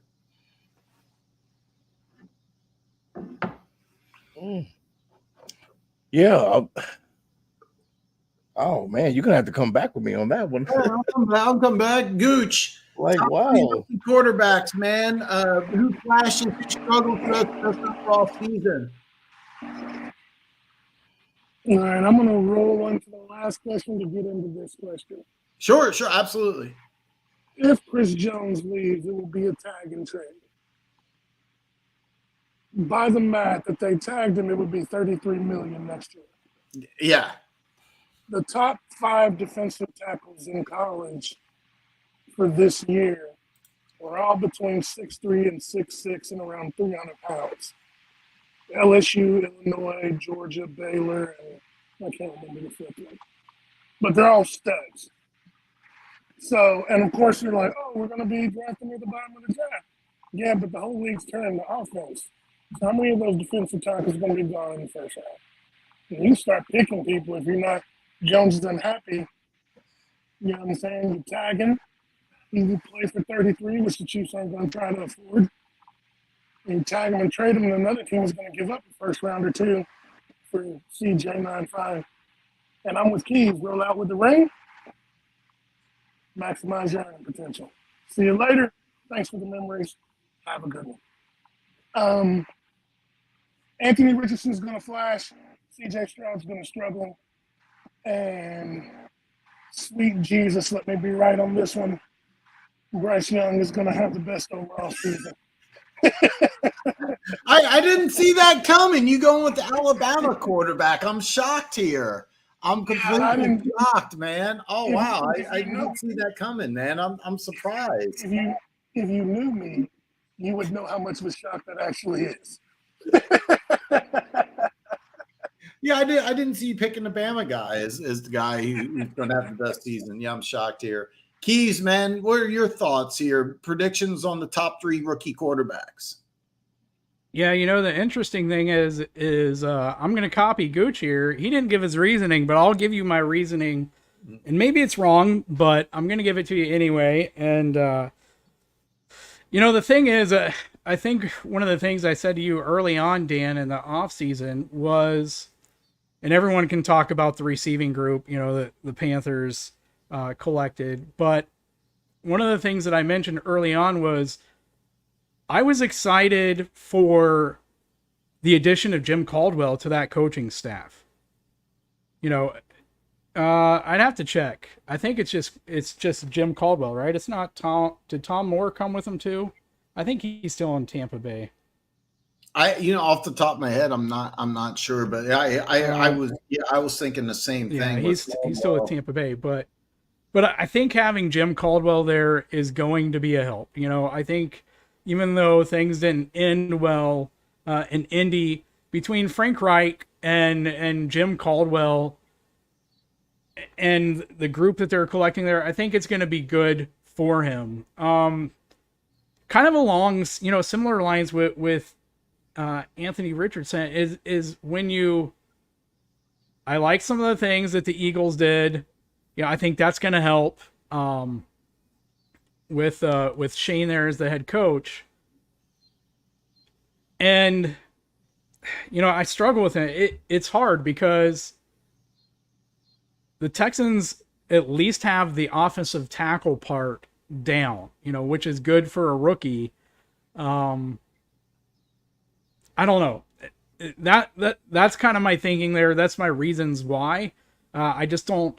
I'm more impressed with the coaching staff that Bryce Young has and that Anthony Richardson has than CJ Stroud. And I can be wrong on that, and that's fine. But Gooch said it first, so. But at least I showed my work. So. Well, I'm gonna kind of cheat on this. Who's flashing and who will struggle is going to be Anthony Richardson, and the reason why is that when you draft a guy 4th overall, you kind of gotta play him. I think, and that's a massive mistake. I think the owner came out and started talking about publicly how Manning started as a rookie, Andrew Luck started as a rookie, but Anthony Richardson's not that same type of guy. Those two other quarterbacks I mentioned played over 30 games in college. They were experienced. They were ready. This is a guy who should sit, and I shouldn't compare him to Mahomes, but Mahomes sat for a year. And I firmly believe that the NFL is such a different game that the best thing to do with a rookie quarterback is to have him sit. So I think he's going to struggle. But he's going to have some plays that are going to make ESPN. He's going to have some runs. He's going to have some throws that are going to make the highlight reels. But I think he's going to really struggle because when he steps on the NFL field for the first time, it'll be the only time in his life he stepped on a field where he's not the best athlete. And you combine that with learning an NFL offense, it's a lot to overcome. You have to realize that there's a lot of college guys that are the best athletes on their team, but it's very rare that when you're easily the best athlete on the field, and then all of a sudden you're not. It's a massive adjustment. So I think he's really going to struggle, but he's going to have some flash plays. I also think that I know you said 3 Denver Gator, and I know you're not high on the guy, but I think Will Levis will end up playing quite a bit for Tennessee. I think he's going to be the starter sometime. I know he started on the depth chart. I don't care what they're saying about Willis. Levis is going to be the future quarterback of that team. And I think sometime during the season, he's going to take over as a starting quarterback. And then same thing, he's going to flash and he's going to struggle. Who's going to have the best season? I know he went 2 for 13 with an interception and he looked terrible, but CJ Stroud, I think will have the best season. He doesn't have a lot there in Houston. I think it's going to be kind of a rough year, but he'll have the best overall season. And I think Bryce Young's really going to struggle. He had so much talent surrounding him at Alabama. I think that year 1 is going to be a real big adjustment period because, here's a guy who's going into, I understand Georgia's won the last 2 national championships, but Alabama's had the best college program over the last decade. He's going to a team in Carolina that gave up their number 1 wide receiver to get him. It sounds like, I could say the same thing about CJ Stroud, but he's going into a situation where he's losing talent, but going up in competition. Because that whole Alabama offense is probably going to play in the NFL one day. Where I understand CJ Stroud has NFL wide receivers and offensive line, and he also had a running back who's a Heisman candidate this year. I get that. And I can make all those same arguments, but I just really think CJ Stroud is going to be the best of them. I really do. I think Bryce Young's going to struggle a little bit. I think Richardson and Levis are going to flash. and they're really going to struggle. But I think both those guys are going to be. I think I'm in the lone minority. I think Levis will end up as starter sometime this season. Funk says AR-15 will have the best season. Young will flash. Stroud will struggle. I like Stroud. Yeah, and you're right. He does have a tough situation there in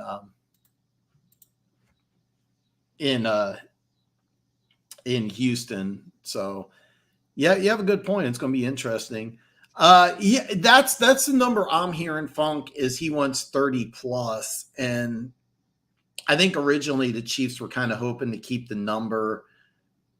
I don't know, but I will say this: I think they wanted to give him something similar to Hargrove, and then it started with Wilkins signed a contract, then Lawrence, now Quinnen Williams signed a contract, and once Quinnen Williams signed that contract, the Chiefs are like, we can't do this. And I know that he was offered big money. I don't think he was offered as much as Quinnen Williams. And I think he definitely was. You think he was? Yeah, I don't think I offered him that much. I really don't. But that's kind of where like I was kind of surprised from hearing. I'm really surprised Big Chief Shawn thinks he's not going to play. But you think he was offered more than 96 over 4? Who, Chris Jones? I think the AAV, I think Brett Veach knew that it was going to take more than 24 million without a doubt. I think they were probably around 26, 27, maybe 27 and a half or so. But I think Brett Veach has a pretty good beat on, not now, but in the off season and even before had a pretty good beat on what the prices were going to be. If you look back to even Orlando Brown Jr., this offseason, not last offseason, but this offseason, he was fine with letting him go. He knew he wasn't even going to get anything in a tag and trade. I think he completely understood the market, and Orlando and his agent didn't. And I know it's one position, but to me, I think Veach had a pretty good idea, and I think they were expecting more. And, like Gooch said, it's a $7.5 million difference. It's a little bit more than that. It's like 7.67 million difference between what Quinnen Williams got and what Aaron Donald is making. And Chris Jones has still never had a season that's touched Aaron Donald's average season. And I'm not disrespecting him at all, because he has clearly been the second best defensive tackle in a long time, where the gap is big, But the thing is, it's like the second best quarterback in the NFL, the gap is bigger between him and Mahomes than it is between him and number 3. And I wouldn't even say that for Chris, because I think the gap between 2 and 3 is still, pretty decent. But, it's like, is the Burrow and Allen, whoever your 2 and 3 are, is that gap, that big? Not really, but it is between them and Mahomes. So to me, that Burrow contract situation is going to get interesting. I'm here for it. I'm loving it. I am too.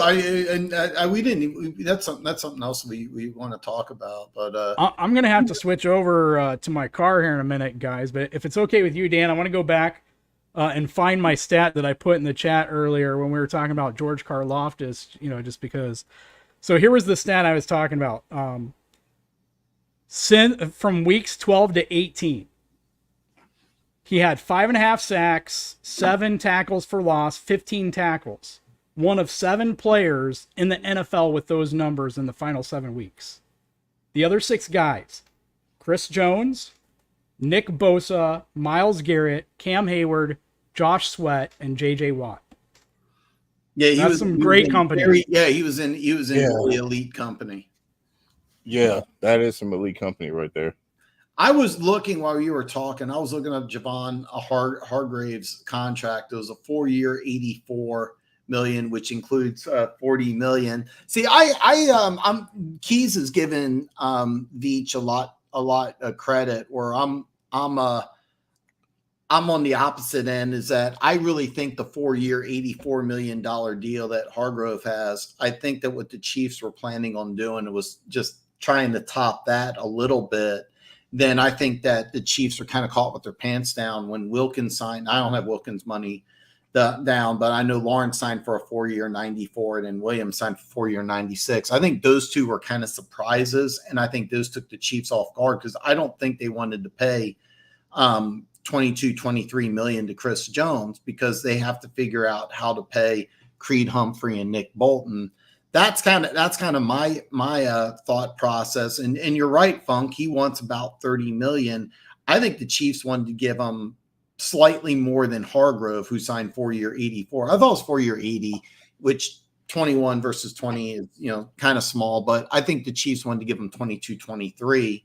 And I thought they were hoping to meet in the middle, but once Quentin Williams signed, it's like, okay, well, now we have to go a little higher. So, I do think he's going to play this year, but I think this is his last year in Kansas City, and I don't know the specifics, but that's kind of my thought process. But you do have a good point, Big Chief Shawn, where he says he does have the leverage. He does have the leverage because I don't think the Chiefs can win a Super Bowl without Chris Jones. Let me ask you this. Yeah. Let me ask you this. I want to double down on that. Like, Gooch, do you believe that the Chiefs can win without Chris Jones? Well, let me ask you that. Big Chief Shawn. Can the Chiefs win? You don't think Chris Jones is going? Let me ask you this here. He's not going to play week 1. Is he going to play at all this year? Of course he is. He ain't that dumb. All right. The one thing that does affect you is your social skills. You know what I mean? Like, not only you being a good player, that's always going to be the prerequisite of you getting on any team, because that will get you on every team. But the one thing that can help or hurt you is your social status. You know what I mean? Like, if you're an ass, most teams won't deal with you, even how good you are.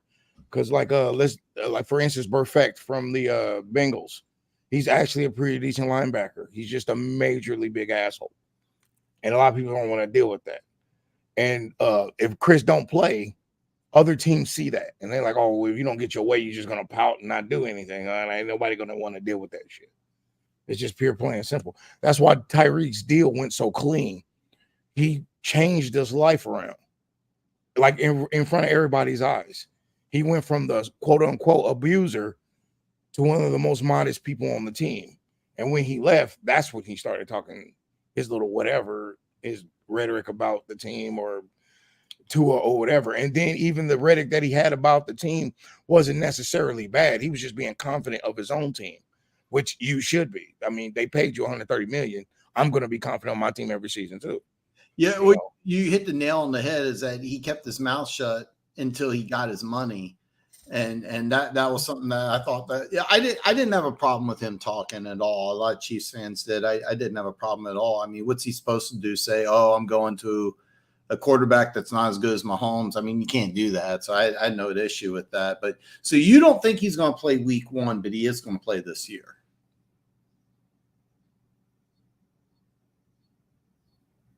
Say what? You don't think he's going to play week 1. You don't have Chris Jones playing week 1, but you do.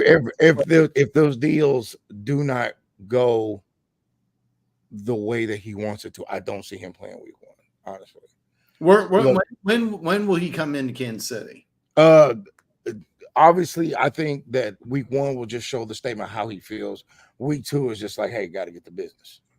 You know what I mean? So you think, okay, so week 2, I'm pulling up the Chiefs schedule. Normally I have it memorized by now. I know I got the first 2 weeks down, but after that, I don't have it down. But they have the bye week 10. So you don't think you think he's going to sit out week 1 but not play week 2? I will more honestly say that he probably sit out week 1 and play week 2.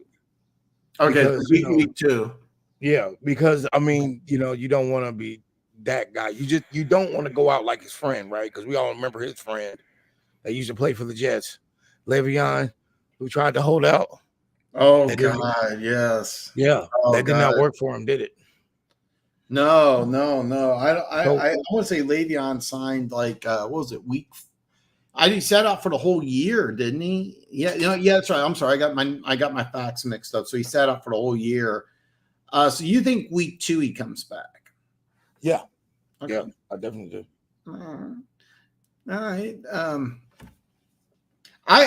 But let me ask you this here. Let's say he does sit out for the whole year.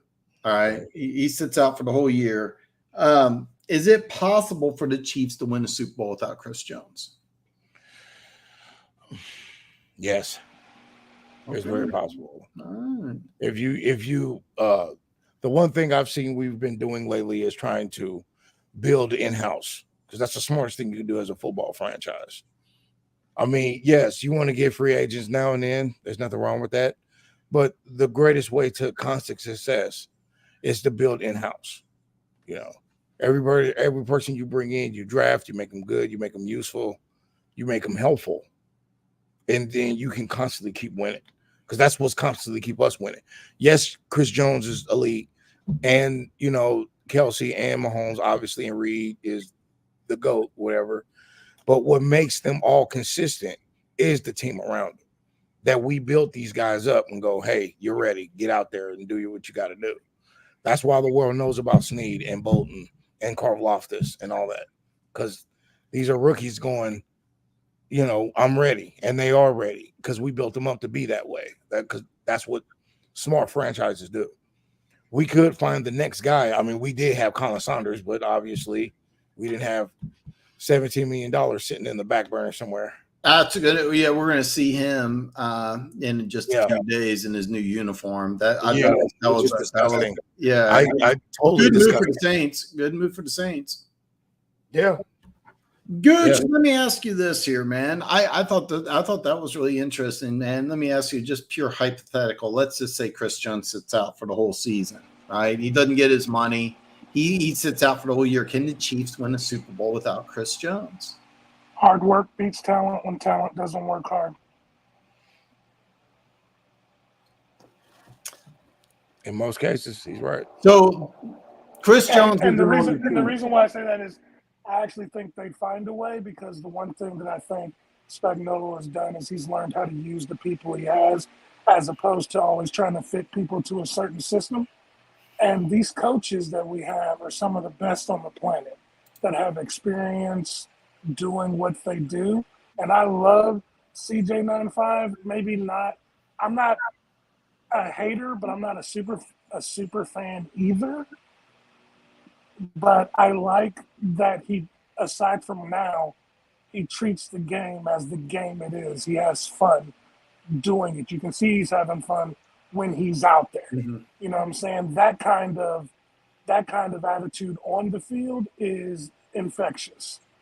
You know what I'm saying? It makes you enjoy watching them play. But on the flip side, if you're going to sit out, you know what I'm saying, they're going to find a way to win. I mean, you have to think about it. The Chiefs played 10 rookies in their defensive, either secondary or line last year, and 8 of them in the Super Bowl as rookies.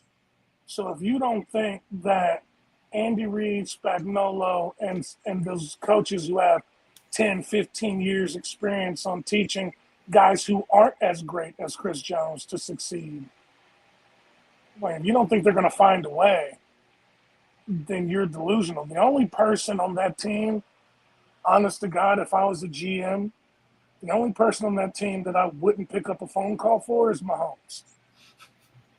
Everybody else, I'll listen to what you got to say. You know what I'm saying? I mean, and I'm going to be with Shawn on this a little bit, only a little bit. Only a little. Because I don't think Chris Jones realizes that he's 30, and defensive tackles aren't quarterbacks. You're taking way too many hits, and eventually Father Time is going to catch up, and it's undefeated. I mean, generally, defensive tackles' average lifespan in the league is 5 to 6 years. Now, of course, as health things have gotten better and stuff like that, people have played longer, but you're only a year or two behind Donald. And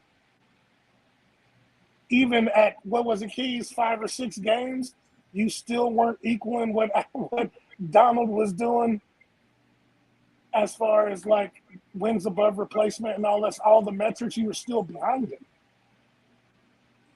You're not going to get better, bro. I just take that contract right off. Like this 4 years, 4 years, $100 million is not bad. You know what You I'm think saying? 4 years, $100 million. You think the Chiefs offered him 4 years, $100 million? Because I've heard big number. I have a hard time even thinking the Chiefs went that high as far as 20. Oh, I don't. You think they did that? Okay. Because it really averages out to $25 million a year.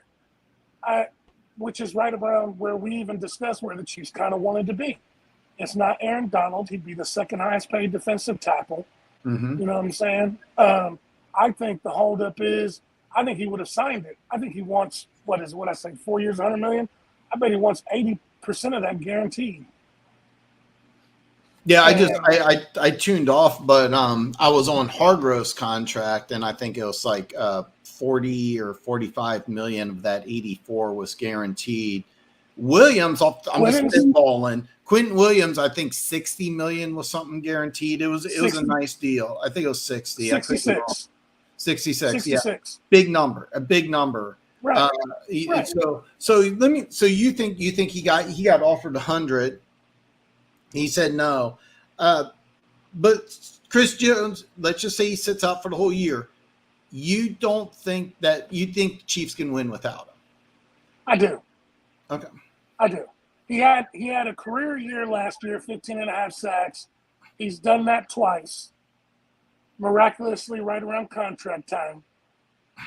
But he averages about, 7.5, 8 normally. I mean, if you expect Karlaftis to take a big jump,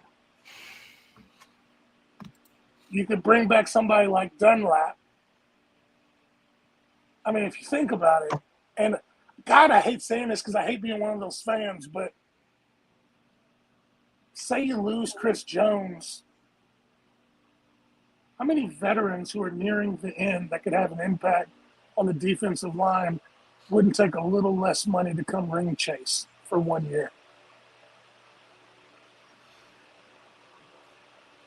No, yeah, great point. I mean, because I'm in a disagreement here with both you guys. I think Chris Jones is necessary. I don't think the Chiefs can win a Super Bowl without him. So Keas, I'm glad you're back because you came in at just the right time. Here's the question: can the Chiefs, let's say Chris Jones sits out for the whole year, can the Chiefs win a Super Bowl without Chris Jones? Shawn, Big Chief Shawn, Gooch says yes. I say no. So are you? What's your thoughts here? I have a few theories. But if we're talking about weeks 1 through 12 or so, like I said, he can't sit out the whole season because he won't be a free agent next year if he does. He has to at least play or should have played in 6 games for an accrued season. At least that's my understanding of how the contracts work, right? And so, but the answer to that question for me is a yes. I'm with Gooch on this one. And again, I don't want to get into conspiracies, but part of me wonders if they weren't planning to move on after this season anyway. And my answer is predicated on a few things, but one of them is utmost respect in Joe Cullen, who is the defensive line coach I thought we were getting when we hired Brandon Daly before him. I said, coaches, look at Keys being a hero. And again, the other thing was you throw in an extra 250 snaps on there, which is what he had to get these 15.5 sacks. And so, as I said earlier, I think that improvement, a good bit of that had to do with Joe Cullen scheming up ways to get Chris Jones free one-on-ones. Even then, and again, I understand the Eagles' offensive line is pretty good, but I saw some other players on the team beat their offensive guards, and Chris Jones was struggling sometimes in those one-on-ones there, or maybe he just wasn't giving a whole lot of effort on some of those plays. It was the field. Right. Yeah, it was definitely the field. But that brings me to my last point, though. My biggest thing is it's kind of, to me, it's similar to Tyreek. Now, it's not apples to apples, right? Because Tyreek's gone, you still have Travis Kelce. Who's your Travis Kelce on the defense, right? That's kind of the big argument out there. And maybe part of that, maybe we find out this year it's George Karlaftis, or maybe we find out that it's Charles Omenihu, who many have expected to play inside next to Chris Jones. Whatever they do, I think that Joe Cullen and Steve Spagnuolo have a plan for not just this season, but following seasons. And so that'll be something I'm looking for when we watch the preseason game. Do we start to see some of these guys? Do we start to see some of the plan there? Even though Omenihu is going to be suspended the first 6 games, so that doesn't help if you don't have Omenihu and Chris Jones. But my biggest fear with that is why would you not pay Tyreek Hill $30 million a year, other than his age and his game was predicated a lot on speed? Well, because the Chiefs saw, and they were a little bit ahead of most of their teams here because of Patrick Mahomes, Chiefs saw how many teams were playing all these deeper shells and how they were going to have to transition to a short and intermediate game. And it's not that Tyreek couldn't do that, but it's a question of, did you really want to pay him $30 million a year for that when the Chiefs did pretty good last year replacing his yards after, they did enough on offense to, you can't ever replace Tyreek Hill, but to effectually replace the yards after catch on the short and intermediate stuff, knowing the teams were going to bracket him, were going to play deep and take away the explosive playability on the deep shots.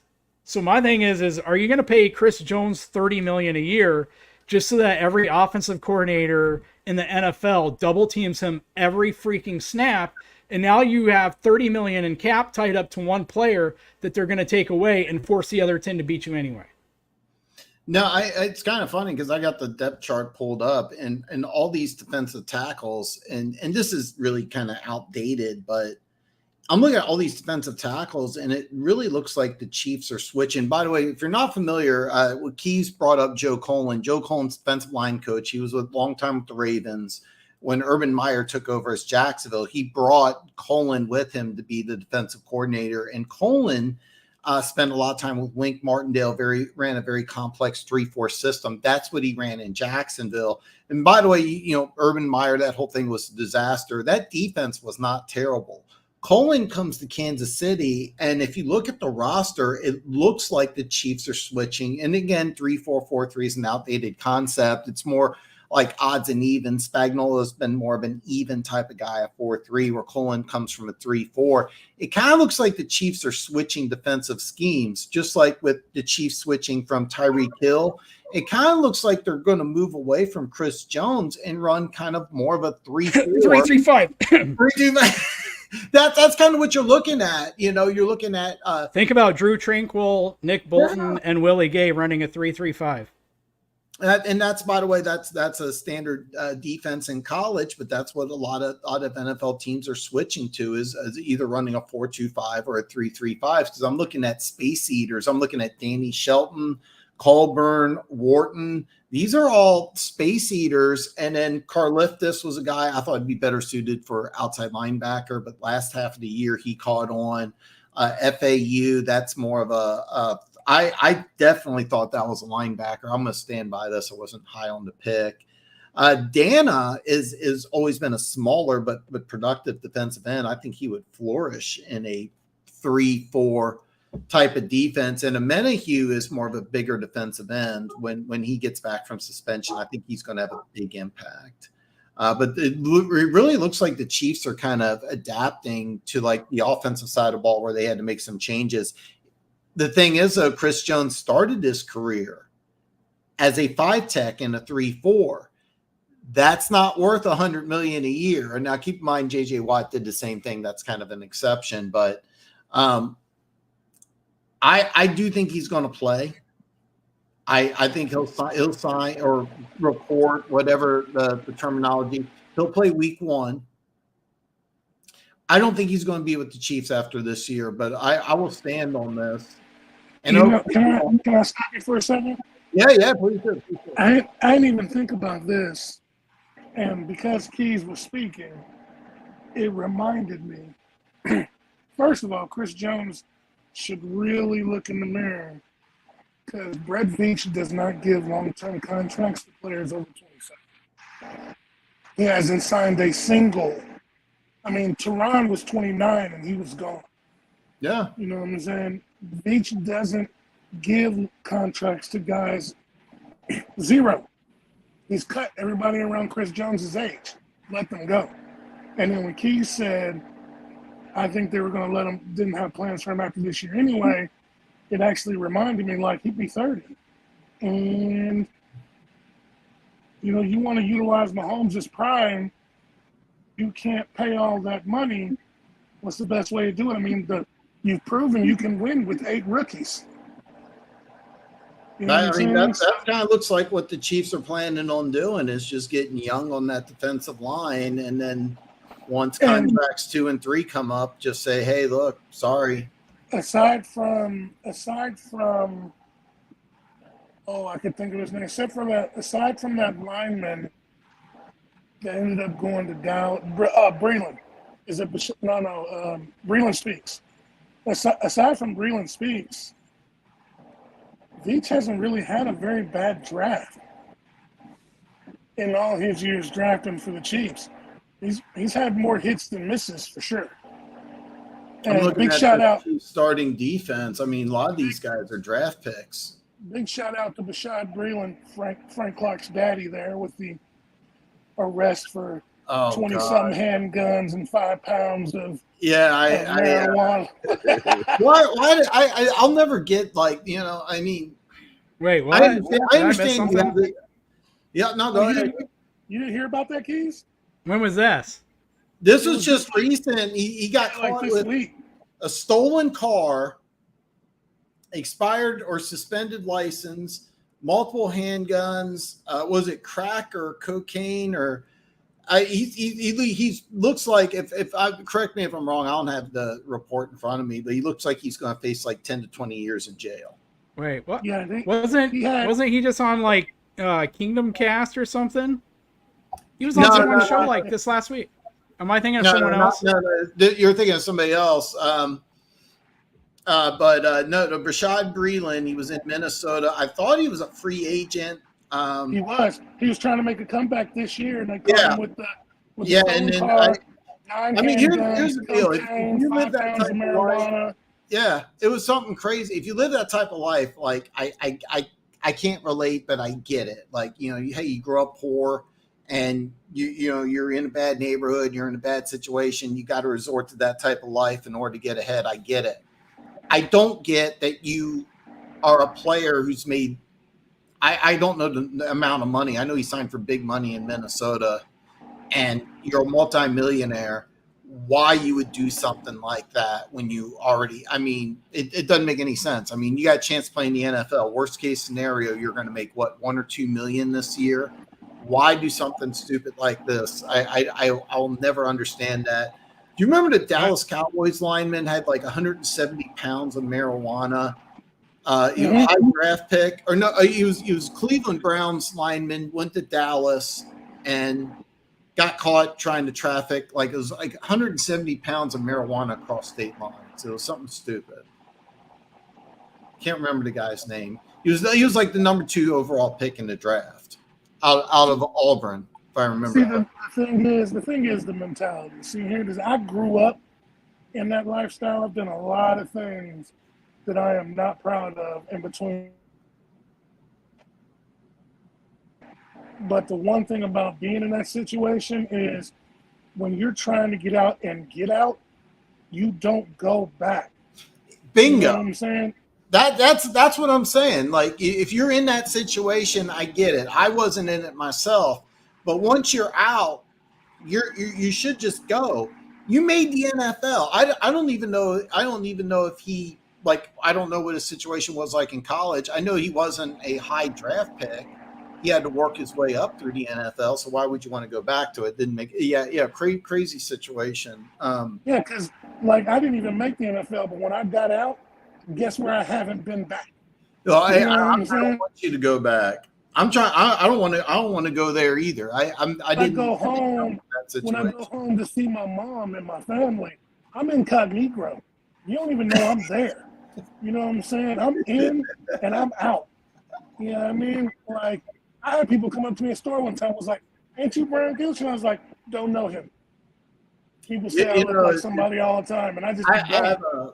I have an idea. I've talked about this before in the past. I'm toying around doing like a second YouTube channel down the line, and part of it is that you gotta, about men's self development is that sometimes you gotta disassociate yourself with certain people. I was in my younger days, I hung out with some people, and I had to kind of remove myself from that situation because it was just going down a downward slope. And sometimes you gotta move away from people, and you could even be in a good situation, but you gotta distance yourself from people. Hey, I was right. It was Bashad Breeland on the Kingdom cast. Really? He was on the Kingdom. Okay. I don't know if you guys could see that. No, I did. I thought it was somebody else. But July no, 27th, man. I watched that episode. Rashawn. Wow. Yeah. So apparently that show. Wow. That Hold show up. made him Hold up. resort to a life of crime. So this is why you tune in to Dan Talk Football, because we don't resort to crime. So 2 days, I'm being facetious here. So 2 days after he's on that, he decided to get pulled over in Minnesota.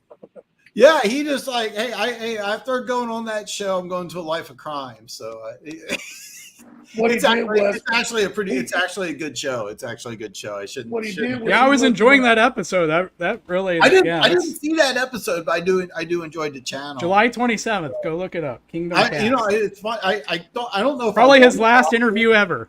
It probably will be. Well, at least football related. Anyway. Right. Well, you don't make a comeback like that. If Frank Clark can take semi-autos into California, I sure can get away with it in Minnesota. I'm better than he is. Yeah, they're almost the same state, though. We didn't even talk about Frank Clark in Denver. We haven't talked about that. That's kind of Frank Clark's been saying some interesting things. I think good things and smart things. They asked him, "Hey, what's with your rivalry with the Chiefs?" He goes, "What rivalry? We haven't won anything." And I thought that was real smart. What he said. Not trying to start fights or light fires or put bulletin board material up. I think Keas had the ultimate mic drop on the Twitter because somebody posted something about Frank Clark missing some practice sessions, and Keas goes, "Stomach problems already?"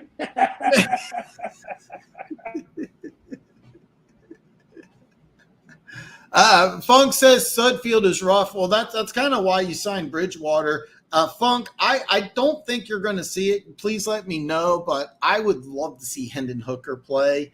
I've seen him in practice with the giant brace on. To the best of my knowledge, he's not going to play at all this preseason. But Sudfield, probably with the signing of Bridgewater, is not going to make the team.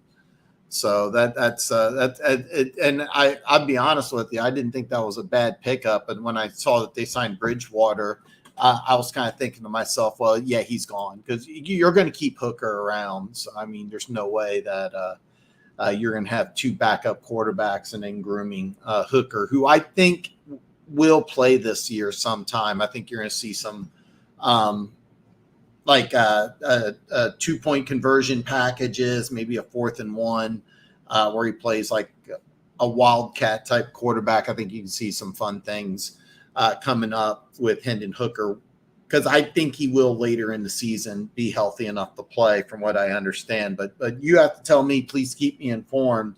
And that's something I'll ask Luke G about when he comes on the show for my very first Tuesday show, which starting September, I will be live on Tuesday. I will be live on Friday. If you can catch both shows, you catch one or the other, that would be great. Also, starting with the regular season, I will be doing play-by-play content on the game. So mute to television, turn on YouTube, and I'll have I'll answer all questions just like I do on the show. But I'll also have some gambling sites up, and I'll be able to give out some tips. I might even put a bet or two live on the Chiefs game. We'll see. We'll see what happens. Since I'm going on a little over 2 hours, Any final thoughts, questions from the chat? I'll be willing to answer. Any final thoughts from any one of the guests joining today? What was that? Any final thoughts, questions, statements? Oh, right. Here's a final thought. Yes. After very long hard work and resetting up and learning how to do things in the off season and being so irritated on not being able to work on my videos because of my computer, my dashboard, Big Chief Shawn will finally be doing videos and streaming again. Thank goodness. Oh, okay? I gotta ask. I was going to ask. Are you going to be there preseason week 2? I should be. Well, I'll probably, because it will be my birthday, so I don't even know. Oh man, happy birthday, man! Thank you. Bertha coming? I don't know if Bertha is ready for. Happy birthday. So the week 2 preseason will be, Keys, you animal. let me I should know this. So okay, I'm sorry, I lied. It's week 3. I got mixed up. Week 3 is the only home preseason game against Cleveland, Saturday, August 26th. So you will be there live, and you will have a video, maybe do a little live streaming, something like that. Yeah, I'm hopefully so, man. Well, like I said, I know week 2 is probably gonna be a little difficult because it's my birthday and everything. But that game's at Arizona. I thought that game was at Arrowhead. I got Arizona, Cleveland mixed up. I thought Arizona was home and then Cleveland was on the road. But we're going to play in that terrible turf week 2 in preseason. But week 3, Saturday, August 26th. By the way, I have the link to Big Chief Shawn's channel and his social media in the description below. If you haven't already, check out his YouTube channel. He's already promised he's going to have some videos, and Bertha may or may not be included. I don't think Bertha's ready for the videos just yet. No. Okay. Look, there's one thing talking about Bertha, but putting her on camera, y'all. I got you. High up there. All right, so it's just gonna be big, but you are going to have a video for the preseason game. Yes, more than likely so. And then making a live announcement right now. I'm gonna need all of y'all to do streaming with me on Saturdays because I'm back to doing that again. Thank goodness. You're gonna have a show on Saturdays. Yes, I'm gonna have like a streaming with Shawn Saturdays just to talk about the game, get your reliefs off, all that kind of stuff. I will be trying to do it earlier through the week if possible, but Saturday seems to be the most available day I have. So if you can put a comment in the section below, I'll pin it and I'll share it. I will please let me know because I will try to come in and visit during the Saturday streams. I didn't know this, so I'm really excited about this. I'm looking forward to the Arrowhead experience because during the regular season I'm going to be doing play-by-play. So I'm excited, and I can't wait to see the Arrowhead experience. I'm not going to be at the games. I miss going out to Arrowhead. I mean, I'm season ticket holder since '89. I'm still a season ticket holder. It's just I'm no longer going to the games. I'm just doing play-by-play. So it's going to be it's going to be a struggle, but yeah, that's great news, man. I'm glad to see it. Looking forward to it, and that's going to be awesome. Thank you, man. Like, it's good to get back in the zone, man. Like, it's good to talk to the y'all all the time. It's always good to talk to you. It's always good to talk to you brothers. Like, man, I've been so busy just trying to get everything right so I can be right. Because I told you last spring we were on together. I messed up last season, not because of everything that was going on, but this season, man. No, I get it. I had to postpone doing my daily videos for a whole week because of the construction that went on. So I get it. Before we end here, Keys, the talent. Any final thoughts, words, statements? I like how you said that to make it sound like I'm the talent. Keys, the talent. Go ahead, Gooch. Sorry, go ahead, talent. I got nothing other than ESPN buying out Barstool and trying to corner the betting market. Oh God, we did not even talk about that. It's just an interesting look for people. I mean, they're trying to rebrand, and it's very interesting because I'm going to be doing a lot of sports betting conversations, and I do have a Barstool account, and it's kind of funny because I had some problems with Barstool last year getting set up. But it's also interesting because the NFL's there's been a huge increase in suspensions with gambling related. And what does ESPN do? They want to jump in on that, which is it's kind of interesting. I thought about bringing that up today because I kind of passed on it because I know you guys aren't in sports betting like I am. This is kind of a big news because I have multiple accounts off multiple platforms. I always recommend, depending on where you're at, if you have access to a casino, make your bets at a casino. But if you use an online service, the ESPN Barstool is going to be very interesting. It's something that I'll probably use sometime this year, and I'll make a video of it. I made a video when I went to the Barstool is at Hollywood Casino, which is like 15 minutes from here. So I did a video about me placing a bet there. So I may do another video like that coming on. So, but no, I didn't want to bring up sports betting because I know you guys don't do it. So, and then also, we're all here, we're all Chiefs fans, but even if you're fans of somebody else, sports brings people together. Let's keep the fandom civil, nonviolent. Enjoy your teams, enjoy your seasons. Good luck to all the other teams. Make sure you tell somebody you love them because tomorrow's not promised. That's all I got. I appreciate that. Keys, you got any final thoughts, words, anything? Man, it's really hard to follow the talent. So I'll put you in a bad spot, man. Yeah, I'm just gonna say the reason I don't bet is the only thing I'm gonna say here is, and I'll say it every time. Any given Sunday, anything can happen. So, don't be too arrogant about your team, and we try not to be. But, it's a little hard when you do have the best quarterback in the world because it covers up a lot of deficiencies, right?